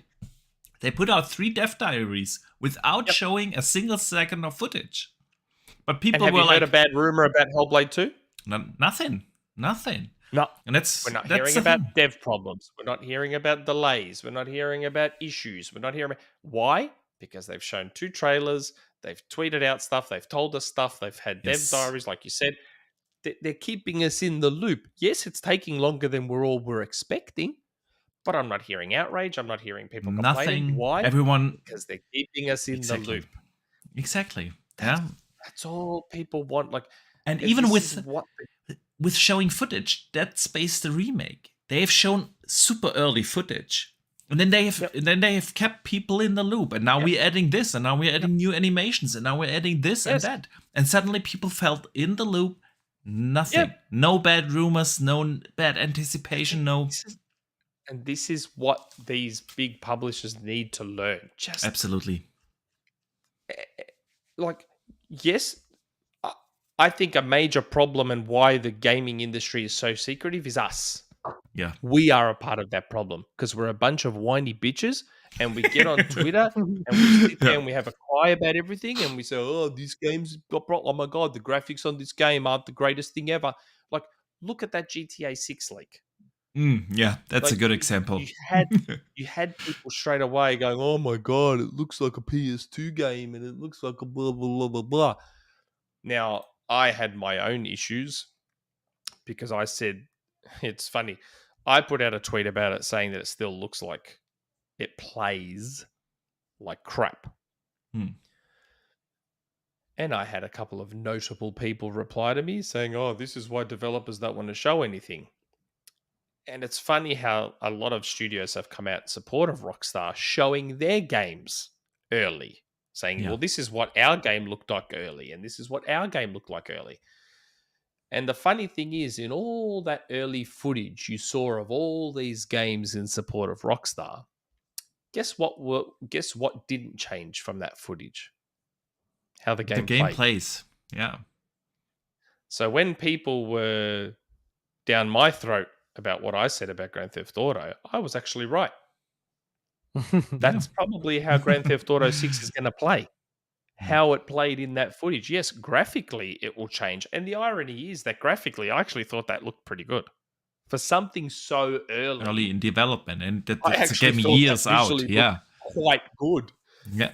But the gameplay still looked like that same Rockstar gameplay that I hate. That I absolutely hate with a passion. Grand Theft Auto 4 was the last straw for me. I got hyped about Grand Theft Auto 4 like everyone else. I lined up day one in April 2008. I lined up with everyone else. I got the collector's edition with the lockbox and all that sort of stuff, Grand Theft Auto 4. And then I played it, and I'm just like, what the hell is this? I hated how it played. And even at 60 on Series X, it does not feel any better. It's still like it's core to the game's feel. And so when I saw that leaked footage of GTA 6, I'm like, yep, still looks like it plays like a Rockstar game. Oh, I have no doubt that they will not deviate too much from the formula of core gameplay mechanics from GTA 5. Why would they? It's been like the most successful game ever. So, that's the thing, isn't it? It's a shame. I'd love to get into these games, but I can't with the way they feel. It's something I can't overlook. for me. And that's, again, taste is different in gaming, and that's totally fine. Totally fine. That's why the industry is so secretive, and they need to find a way to strike that balance. Like, I've said this before many times. There's going to have to be a publisher, a big publisher, whether that's Sony, Nintendo, Microsoft, EA, Activision, whoever. One of them is going to have to take that first step. Yeah, because they're big enough to take it. One of them is going to have to be the one that takes that first step and says, from here on out, we're going to be completely open about our roadmap. We're going to be completely open about our development process, warts and all. Yeah. And some people are going to say things, and some people are going to screenshot at the right moment to make it look like an Xbox 360 game and all those sorts of things. That's okay, because we believe in our process, and this is how we're going to do it. Someone's going to have to take that step, because once, like anything, the first company that takes that step, and eventually the others will follow. Yeah. And eventually we'll get to a point where it's the norm across the industry, and all the bullshit noise on Twitter just goes away. Exactly. Like it has with the movie industry. Yeah. In the movie industry now, how many leaks do you get in the movie industry now? Not that many. You get a few here and there, but like... Yeah. It's so true. Absolutely. Because they're just so open now. Yep, look, here's some behind the scenes shots of the new Marvel movie, and here's what the costume looks like of Blue Beetle. And I also feel like laying out your roadmap properly is, at least in my mind, helping you boost your sales a lot.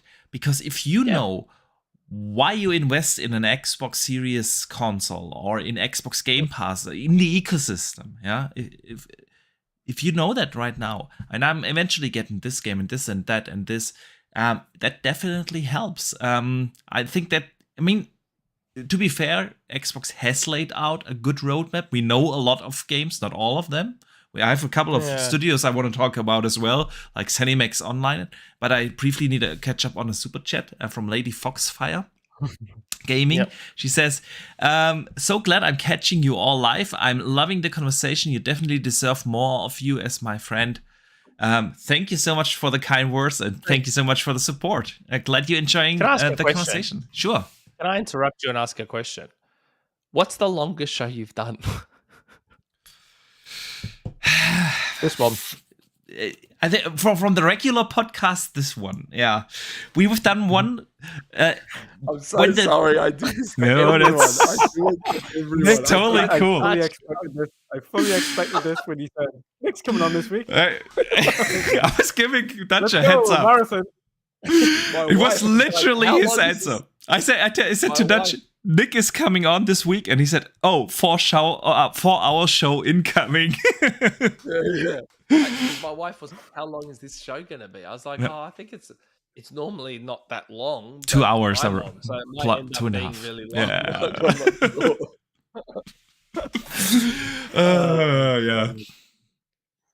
Yeah. So, no, man, the conversation just flows with you. So that's why these shows are so long, and it's awesome. I'll try not to talk too much shit. Yeah, but I can't help myself. That's why we love you. That's why we have you on here. We didn't expect anything else, and yeah, where were we? We were talking about the secrecy. Exactly. So Microsoft has a decent roadmap. They have. I mean, we know like 10, 12 first-party games, at least that are coming. We know a lot of studios we do not know anything about. Yes. And I think this time Xbox took a page out of the playbook from Sony, because Sony was very good in laying out their roadmap in the PS4 generation. You remember the E3 where they were like, okay, and God of War and Days Gone and Spider-Man and this and that is coming. Yeah, but they announced those very early. Very early. But people knew, okay, if I buy a PS4 now, eventually I'm going to play a Spider-Man. Yes. Yeah? Or the next Kojima game or whatever. So I think you kind of, this kind of helps you. And Microsoft did that, but then they went so silent and and I don't think it would be that big of a talking point if they would have consistently released some of the games throughout the years now. Yeah, but they started the generation and they had like in the first 8 or 9 months nothing. Then they had like 3 months where the games came out, and then they had another 14, 15 months without any major first-party releases. Yeah, so it wouldn't be a conversation that way because, yeah. But then so many studios we don't know nothing. Like I mentioned earlier, ZeniMax Online in 2018. In 2018, the studio head changed, and the former studio head is still at ZeniMax Online, and he's a lead director now. And in his LinkedIn profile, it says he's working on a brand new IP since 2018 as a game director. Again, so, another studio I heard plenty of rumors about, said nothing about him because there was just so much. Like, a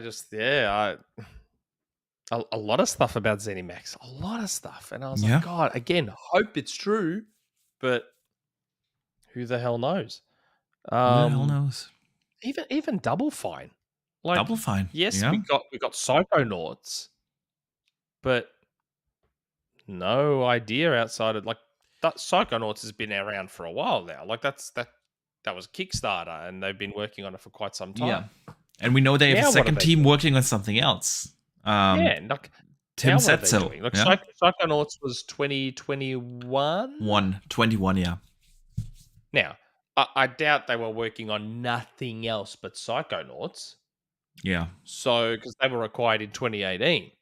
Yeah. So, Tim said they are working on another new IP. They have a second team, and they're working on a new IP. 3 or 4 years, and we've heard nothing. Nothing. Like, this is the issue. This is why, when people get upset about people getting upset at Microsoft, this is why. Like, you can't go on all these buying sprees. You can't have 30-something studios have an entire year where almost no games come out. And I say almost because Grounded and Pentiment count.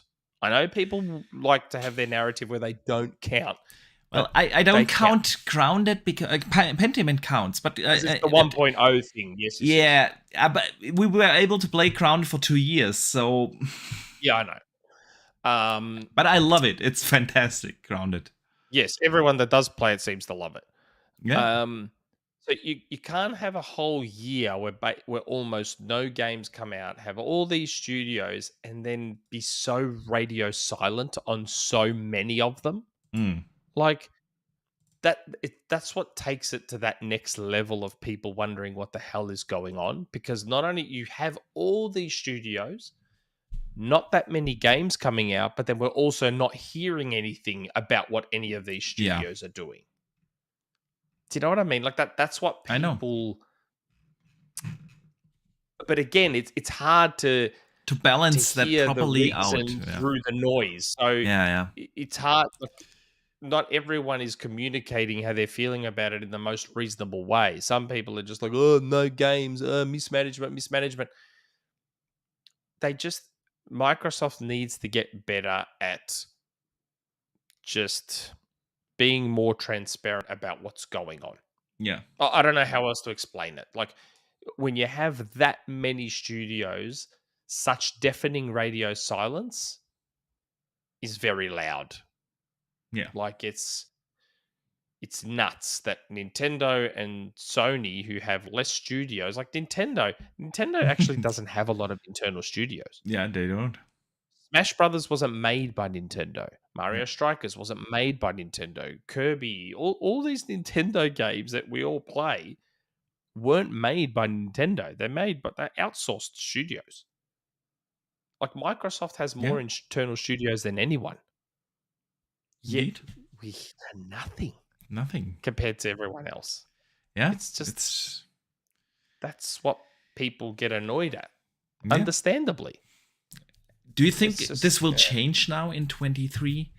They will better control that. When we've talked about in the community, I feel like we talked for at least, I want to say 3, maybe 4 years, that Xbox needs that kind of Nintendo Direct show thing, to keep people more better in the loop. Now we have the rumor of that January or Q1 Xbox event. Could that be the start of such a thing that we get like quarterly? Here's the thing, though. Why Xbox is Direct? it a rumor? Here's the thing. Why is it a rumor? Because and by that people, I mean, So everyone got all in a tizzy because they weren't at the Game Awards. Yeah. Right?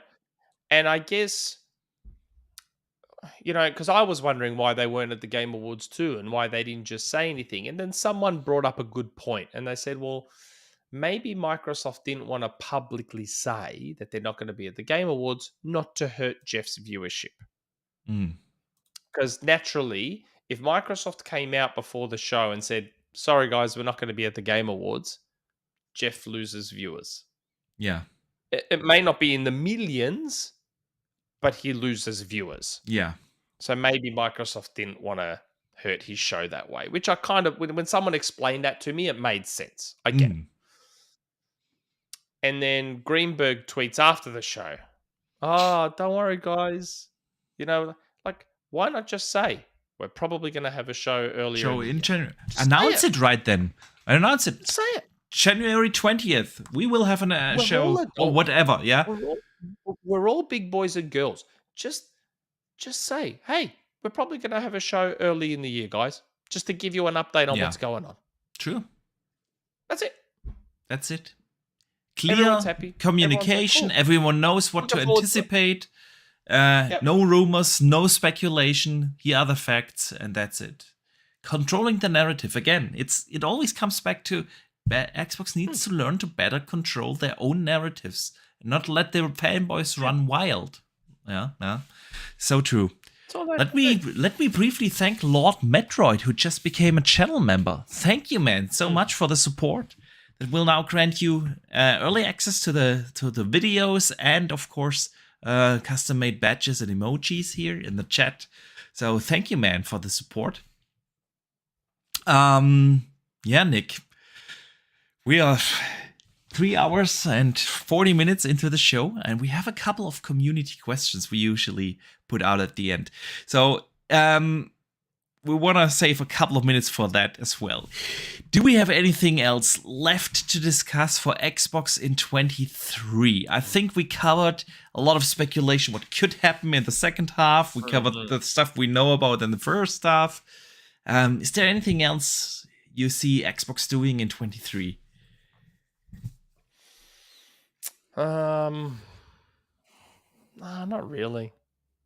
Dutch, haven't heard from you in a while. No, I said yesterday, I think the only thing I can see them announcing, like we spoke about at the beginning of the show, is that family plan, and potentially something around kind of maybe the restructuring of the type of kind of plans available. Not to a great extent, but I would absolutely not be surprised if when they announce family plan, they scrap gold entirely and just have Game Pass. They have to get rid of gold. Games with gold do at this point. Games with gold. You just need to have Game Pass console, Game Pass PC. People don't get mixed up with that, because if you've got a PC and you want Game Pass, you just get Game Pass PC. It makes sense. If you've got a console, you get Game Pass console. If you have both, you get Ultimate. They've painted themselves into a corner. See, Sony's got it right. So the way Sony tiered it, Sony tiered it the right way. So there's PlayStation Plus, the one we all know, which is get you multiplayer, they get you your monthly games. Then they've got the one up, which has some extra stuff, and then they've got another one. But Microsoft's already put everything in Ultimate. Yeah. So how do you tier it now without screwing over someone? So if you now restructure it and go, okay, well, now basic Game Pass has multiplayer, gold, in it. Yeah. Mm-hmm. Okay, so that means you've now added value to basic Game Pass. So why would I then subscribe? See, Game Pass Ultimate is the only one that gets day one releases on first party. But then you're no, taking no, no, away no. value I think from the basic Ultimate, no, base Game Pass also has day one releases. The difference is Correct. Gold is included and xCloud is in there. The problem, I think, is why they need a lower tier is where you only have like an xCloud tier. If they were serious about the cloud and selling you like Game Pass on your phone or on your TV app that will come out and stuff like that, you need a cheaper tier because you do not need the big Game Pass Ultimate $15 a month thing. You need a $5 a month thing that will only grant you access to xCloud, something like that. Yeah, I think they're just going to have to bite the bullet and roll Gold into basic Game Pass. Yeah, they're going to have to. They're like they don't really have much other choice. And then Game Pass Ultimate is getting the cloud streaming and PC. And PC, say the perks and PC, and say, and you get the perks. All those perks you get with Ultimate, you don't get them with. So all basic Game Pass is day one games, multiplayer, and those 2 free garbage monthly games. Yeah, and that's Game Pass Basic. Yeah. And then Game Pass Ultimate gets you the xCloud streaming, PC, and perks. Yeah, they're going to have to. Yeah, and then you'll have the family tier, which is one above again. Like they're going to have to, because this gold situation is just getting ridiculous. It's an appendix. It's an appendix with appendicitis. They need to just cut it off. Just get rid of it because it's causing problems. Like it's just, it's silly what they're doing right now. Just get rid of it. Absolutely. Get rid of it. If you're not going to make multiplayer free for all, which it looks like they're not going to, we all assume they probably would one day. It's looking like they're not going to do that, which I think is a separate discussion, because if you're all about your one ecosystem, why does half your ecosystem not have to play them for multiplayer, but the other half does? Yeah. So you have Play Anywhere with all your games. But if I play your game on PC, I don't have to play for multiplayer. But if I play your game on your Xbox, which I've already bought, I then have to pay for the multiplayer there. Like the whole thing is just doesn't make sense. Like, it doesn't make sense. Especially if you have like if you have like this united ecosystem, which they always advertise like. Xbox is not just a console anymore, it's this ecosystem. And then you have your one device where you can play multiplayer for free, and the other device you have to pay for it. It doesn't make sense. It's just not cohesive anymore, and I agree. Stupidity. It's just dumb. Yeah. Like it's one of those things where it used to, in the PS3 generation, it used to cost them sales. There were people buying PS3s just because the online was free. Was free. Mm-hmm. I know a lot of people. It was the same with the free-to-play thing. Yeah. It was the same with the free-to-play thing. I had relatives and friends myself that bought a PS4 just because Fortnite and Warzone and can be played Rocket for League free on those there. Were free. Yeah. They didn't have to pay any extra. Yes. They had an Xbox, but then they went to the PS4 because they were only playing those free-to-play games. Yeah. So they bought the PS4 because they didn't have to pay for the multiplayer. Makes sense for them. Yeah. Yeah. Anyway, it is what it is. We shall see if they change it. Dutch, we have a couple of community questions. As you know, like every Wednesday, people can write in on Twitter, on YouTube, of course, in the community tab, and of course on the Discord channel. Questions or topics they want us to discuss. We already covered a couple of them the in our discussion. One, The Roundhouse one. We also covered the question from Mario Kart Madman, who wrote in, Happy New Year's, everyone. Starfield is pretty much confirmed for the first half, so is Redfall. So what do you guys think is going to be this fall's lineup? Hellblade is rumored. Anything spicier than that? Yeah, we discussed that too. I think we discussed that. And we have a couple of other questions that are similar in that vein. So I want to read one from Retri. If you only had time to play one of these games, which should you choose, the Diablo 4 or Starfield, since both are rumored for June? Starfield. Diablo. I can't choose. Diablo. It's like choosing gonna your have to. favorite child. Oh, It's like literally, I have. Yeah. It's choose. it's kind of, I feel like if they come out at the same time, I feel like the conversation is gonna be more around Starfield. So if you want to be part of the conversation, you kind of have to choose Starfield, because Diablo is probably going to have a long leg. People will play that. It's more designed as an ongoing service game, and I know Starfield will also be played for years with all the mods and everything. But you know that the conversations out there are, when both come out at the same time, more around Starfield. So I probably would choose that. No, I'm Diablo. I like Diablo 3. Diablo 3. Me too. Me too. I have like, it's my third you know, remember when we had this when Xbox had the 20th anniversary and we had that thing where you can walk through your history, and Yes. as it turns out, at that time, Diablo 3 was my second most played game ever on the Xbox ecosystem. Okay. It's probably now my the third. first was Rocket League. Mine was Minecraft, believe it or not. But I put Really? so much time into Minecraft on the 360 because I obviously when Wow. Minecraft originally released, it kind of just swept through everything. It was just an absolute rocket, and I just got caught up in it. And I was just sitting there in party chat, just talking to people, just doing what we're doing, building things, and then Yeah. So my most So played I- was I at the had no- time there was was no doubt. actually The Witcher 3, and I was surprised that it's a single player game.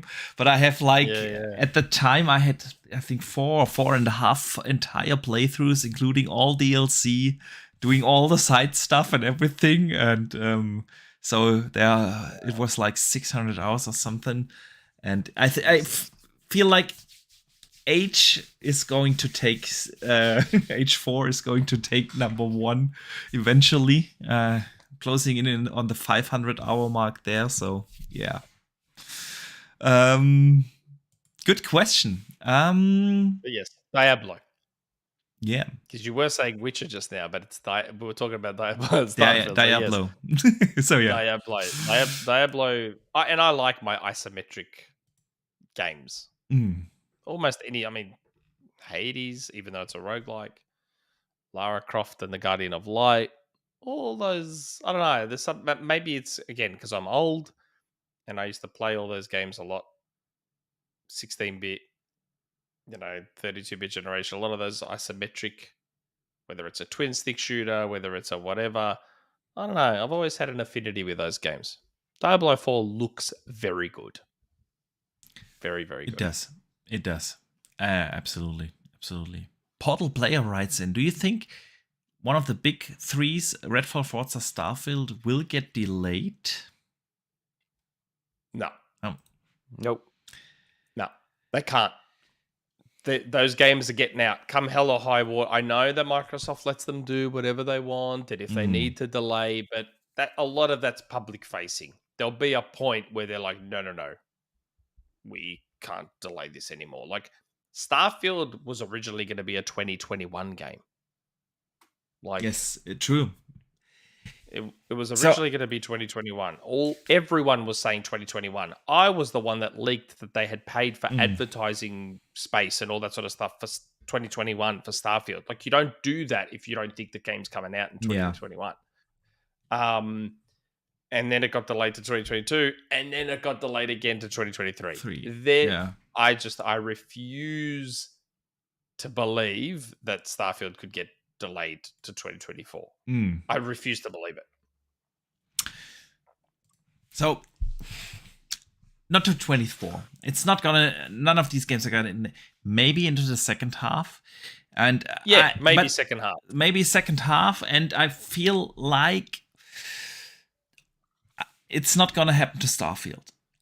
I don't think that they can and want to afford like another. Oh, it's getting delayed again. I feel like I think I said this earlier.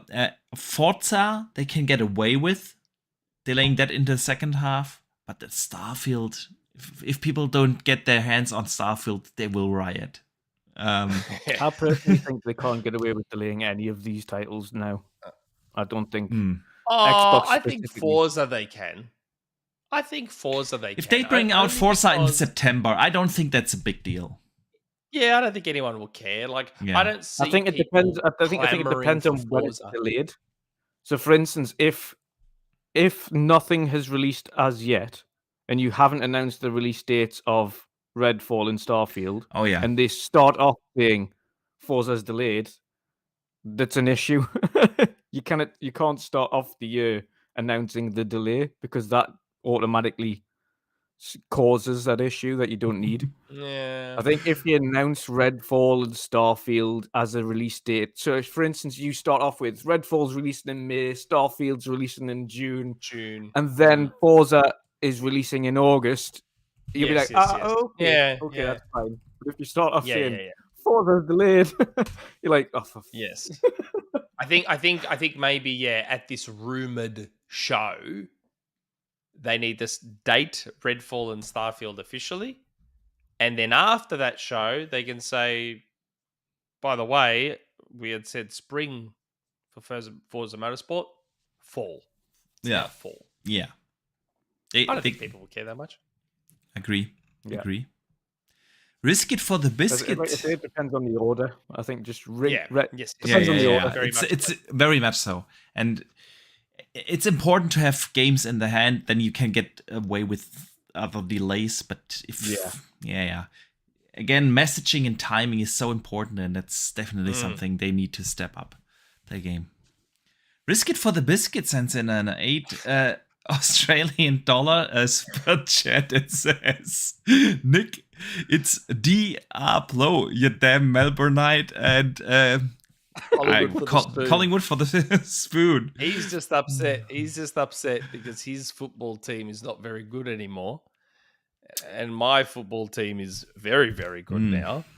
So he's trying to claim that we're going to finish last on the ladder, which we're not. And he's just very jealous and upset about that. That's all it is. Okay. That's all it is. West Coast sucks. The West Coast Eagles suck, and Collingwood rules, and he's just not happy about it. So you have that West and East Coast thing in Australia as well. Yeah. Okay. I've always said Diablo. Why is it always West and East? We have the same here in Germany. Like not Western Germany, not North and South. It's always West and East. I don't know. I still think about this. How old are you, Boxenberger? I'm turning 40 this year, so. Oh wow, 40. Yeah. Okay, so you're almost my age. And it's like a yearly thing for me. Out of nowhere, every year, I'll randomly think about the fact that Berlin was once divided by a giant wall. Yeah, that's crazy. So many kids will never. There's a whole generation that will never know that Berlin, the biggest city in Germany, was literally split down the middle by a wall. Yes. Crazy. You can still visit that wall. They left part of it. Oh, did they? Yeah. I know for a while there you could collect chunks of it and have it as a collector's item. And there's like, the wall and stuff. In Eastern Germany, they didn't have bananas because the Soviets didn't allow to import bananas. And it was always like this. When you had relatives in Eastern Germany, it was like this... you had this typical gift basket that you brought with like chocolate from the West and bananas and stuff. And like everyone who visits Berlin and visits the wall, they all post a picture with you and the banana next to it. It's kind of a thing here in Germany. So. That's good. Yeah. I know that's random, but it's just something I think about every now and again. I'm like, man, I remember as a kid. Yeah. There was a giant wall through this entire city. There was literally a wall. I remember as a kid when I was 8 years old or so when the wall fall, and it was like you can't imagine what was going on in Germany. But obviously at that age you do not realize that. But I remember my parents turned on the TV. I live in the very south of Germany, so. They turned on, it was far away for us, but they turned on the TV and they couldn't turn it off. And my brother and I, we were allowed to stay up all night because my father was constantly on the phone calling someone, and it was like I didn't really understand it at the time what was happening. It was just like a Yeah, I know. crazy event. Yeah. It's nuts to think about. Absolutely nuts. Yeah. Man, I really am making this show go for a long time, aren't I? Yeah. Yeah, so man, I think we close in on the 4-hour mark, and I think we covered almost everything. We got to the questions. Was there more community questions? No, nothing we haven't covered. So, Okay. yeah, I think we are good. Nick, it has been an absolute blast to have you on. No, it's been good. I apologize for making the show take so long. No, you do not need to apologize. It was fantastic. It was a very, very interesting conversation and I had a blast. I hope you had too. Been good. So, in case people do not follow you or know where to find you, all your links are in the description of the show note. Just click in there. Website, Yep. Xbox Era, the YouTube channel, Twitter, your Twitter profile. But let people know just what you working on, what you coming up, and where they can find you. Yeah. Well, the easiest way to find me and or us is just xboxhero.com, and you'll find everything there. I'm special_Nick on Twitter, which is where I do most of my posting. What am I working on? I was trying to get a review for Dead Space, but I couldn't get it. Someone else took it from me. One thing I am doing, and I've been slack. One thing I am doing is looking at bringing back. So when we first started the podcast, as anyone who has started a podcast knows, especially in like the Xbox podcast scene, and I'm aware that this podcast isn't necessarily just Xbox. Yeah. But in the Xbox podcast scene, it's surprisingly competitive. Yeah. Like it is. If you ask someone, what are all the PlayStation podcasts? There's like a handful. Yeah. If that. But with Xbox, there's like a lot of them. There's a lot to talk about with Xbox. Absolutely. And when we were starting our podcasts, it's now been 3.5 years. When we started our podcast, we were trying to think we've got to try and think of something to differentiate ourselves, right? Like you can't just, or at least at the time, we didn't think you could just talk about Xbox because that's what they all do. So you got to try and have some kind of differentiator. So at the start, I used to have a top 5. And I used to do an article with it and everything. So I'd do my top 5 on the show, and then I'd release the article at the same time. So I'm actually looking to try and bring back that top 5, but in video form. So nice. Top 5, whatever, anything. The topic could be anything. But the part of the reason I stopped doing the top 5 was because it was getting incredibly hard to think of a new top 5 every 2 weeks. Yeah. It was getting incredibly difficult. So I'm looking at bringing back my top 5 in video form, but like monthly. Okay. Because again, it's hard to think of top 5 topics. That's right. So maybe monthly it might be a bit easier, but that's cool. As well as trying to get a few reviews in here and there, I'm thinking about bringing back my top 5. Nice. That's a good one. That's a good one. That's it. Sweet. Dutch. Yep. So, midnight for you, Laura, if I did the math right. But yeah, people listening to this podcast probably do follow you. If not, again, also your links are all in the description down below. But yeah, let people know what they can expect from you now that new year has started. Yes. For those who don't follow me, of course, you can find me everywhere at Wandering Dutch. But this year, of course, last year we did the Indie Showcase, which was obviously a massive success, as we did the year before, but it obliterated it in terms of view counts, etc. So it was far more successful.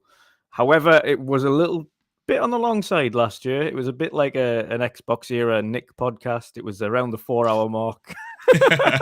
So it was stretching out a little bit long. But when you're just talking about indie games, we had 103 indie games last year. So there was a lot to cover. There was a lot of awesome stuff. But if you're just sitting down watching game announcements or game reveals, etc., for 4 hours straight, even the most avid person who loves video games will switch off halfway through and just say, I'll catch up with this another time. So we took the decision this year to split that up, and there's going to be 2 indie showcases. There's going to be one in April. There's going to be one in September. So you're going to get 2 smaller shows, 2 hours long each way. You're going to get awesome creators. You're going to get developers. You're going to get giveaways. So there's going to be a lot of awesome things coming there. And much like yourself, Boxy, alongside the regular shows, I'm going to bring back edited videos again. A lot of us have kind of slacked off on that a little bit due to work, life, etc. Man, I was so consistent with the edited videos for like 2.5 years. I have never done a week without at least one edited video, like in a 10-minute format, certain topic. For 2.5 years straight, even when I went on family vacation, I pre-edited videos to have like constant content. And then the new job started, and I fell behind, and I was only able to do like edited video every 2 or 3 weeks. But yeah, it's my New Year's resolution to go back to a more continuous or regular cadence there again. Yeah. But please, Dutch, continue. So yeah, I'm going to bring back, every fortnight I'll have an edited video. I'm going to start off actually of just doing all of the major, so I've already got it planned out. The first one's just going to be all of the major releases coming to Xbox at the first half of the year. So that doesn't just include the first party, second party, and Game Pass. That also includes the huge third party ones, but only the major ones. I'm not going to include every game because the episode will be like 45 minutes long. But no, that'll be like a 15-minute video. But then I'm going to start doing. I did one for Starfield actually, when kind of there was quite a bit of information about Starfield, but it was everywhere. It was scattered around that far. It would take a lot of research to find out about the game. So I collaborated it into a nice little 12-minute video that give you a full breakdown as to factions and worlds and planets and what the game's about, and etc. etc. So we're going to do that for other Xbox titles as well releasing. So it could be Redfall, could be Forza, future titles that people might not have loads of information about, but might like learning about. So I'm going to bring back those edited videos so people can learn about the games that are upcoming that they might not have much information about themselves or might not know where to find that info. So give them a nice, easy breakdown of them. But yeah, so that's my plan for this year anyway, on top of everything else, all of the shows. That sounds fantastic, man. So people are definitely in for a treat over on the Xbox Era channel, and of course the midweek mix-up channel of you, Dutch. So yeah, again, you know what the funny thing is though? My own show doesn't always go for 4 hours. Yeah, I know. I push everyone else's to 4 hours. I don't know why. John probably knows how to keep you. Yeah, probably. By the way, we have to bring John back again. I did see that Manscaped thing that you had the other day. Dear God. Yeah. I'm trying the one where you were like, I don't have a plan, skit it out, so I'm just I'll just shave my balls live on air. That was funny. Good. All right. So, gentlemen, I want to say also thanks to everyone who showed up here today, and of course everyone who listens after the fact. It's amazing how many people turned up, and I also want to say big thank you for all the super chats and the channel memberships. Yes. Truly means a lot and helps a lot, the support. So thank you guys. Thanks again, Nick, for joining us here. Thanks for inviting me. You actually invited me a long time ago. It was. I was so surprised May because or June. Yes, something like that. And then you were like, I can't do it, but I have the plan to take a longer vacation in January, maybe then. Yes. And then you approached me actually and said, "Hey, I have not forgotten about this," and that was awesome, man. Yep. I don't forget. When people ask, I don't forget. It's just Absolutely. like my time zone sucks, and it Yeah. makes things very, very Yes. hard. Yeah. Like if this is your normal show time, when we started is when I would have started work. So I Yeah. just can't. It's Physically just can't do it. It's Yeah. just. Yeah, It's what it is. It's similar with a couple of the American podcasts. I really wanted to catch live sometimes, but it's like 2 a.m. in the morning when they start. Yeah. For me, so impossible. Right. Yeah. Makes it hard. Makes it hard, indeed. So I'm glad we made it work today. Yes. So yeah, we're gonna have an awesome 23, guys. And as every week, we will be here next Thursday. Actually, with another guest from Australia, Doom Cutie is going to join us next week. Oh, okay. Yeah. So we're gonna have an awesome show there. And other than that, definitely stay tuned. I have a video halfway done. I'm probably gonna release it over the weekend for the channel members and then on Monday for everyone. Other than that, thanks again for tuning in. Have a great one, and I see you guys next time. And don't forget to game on.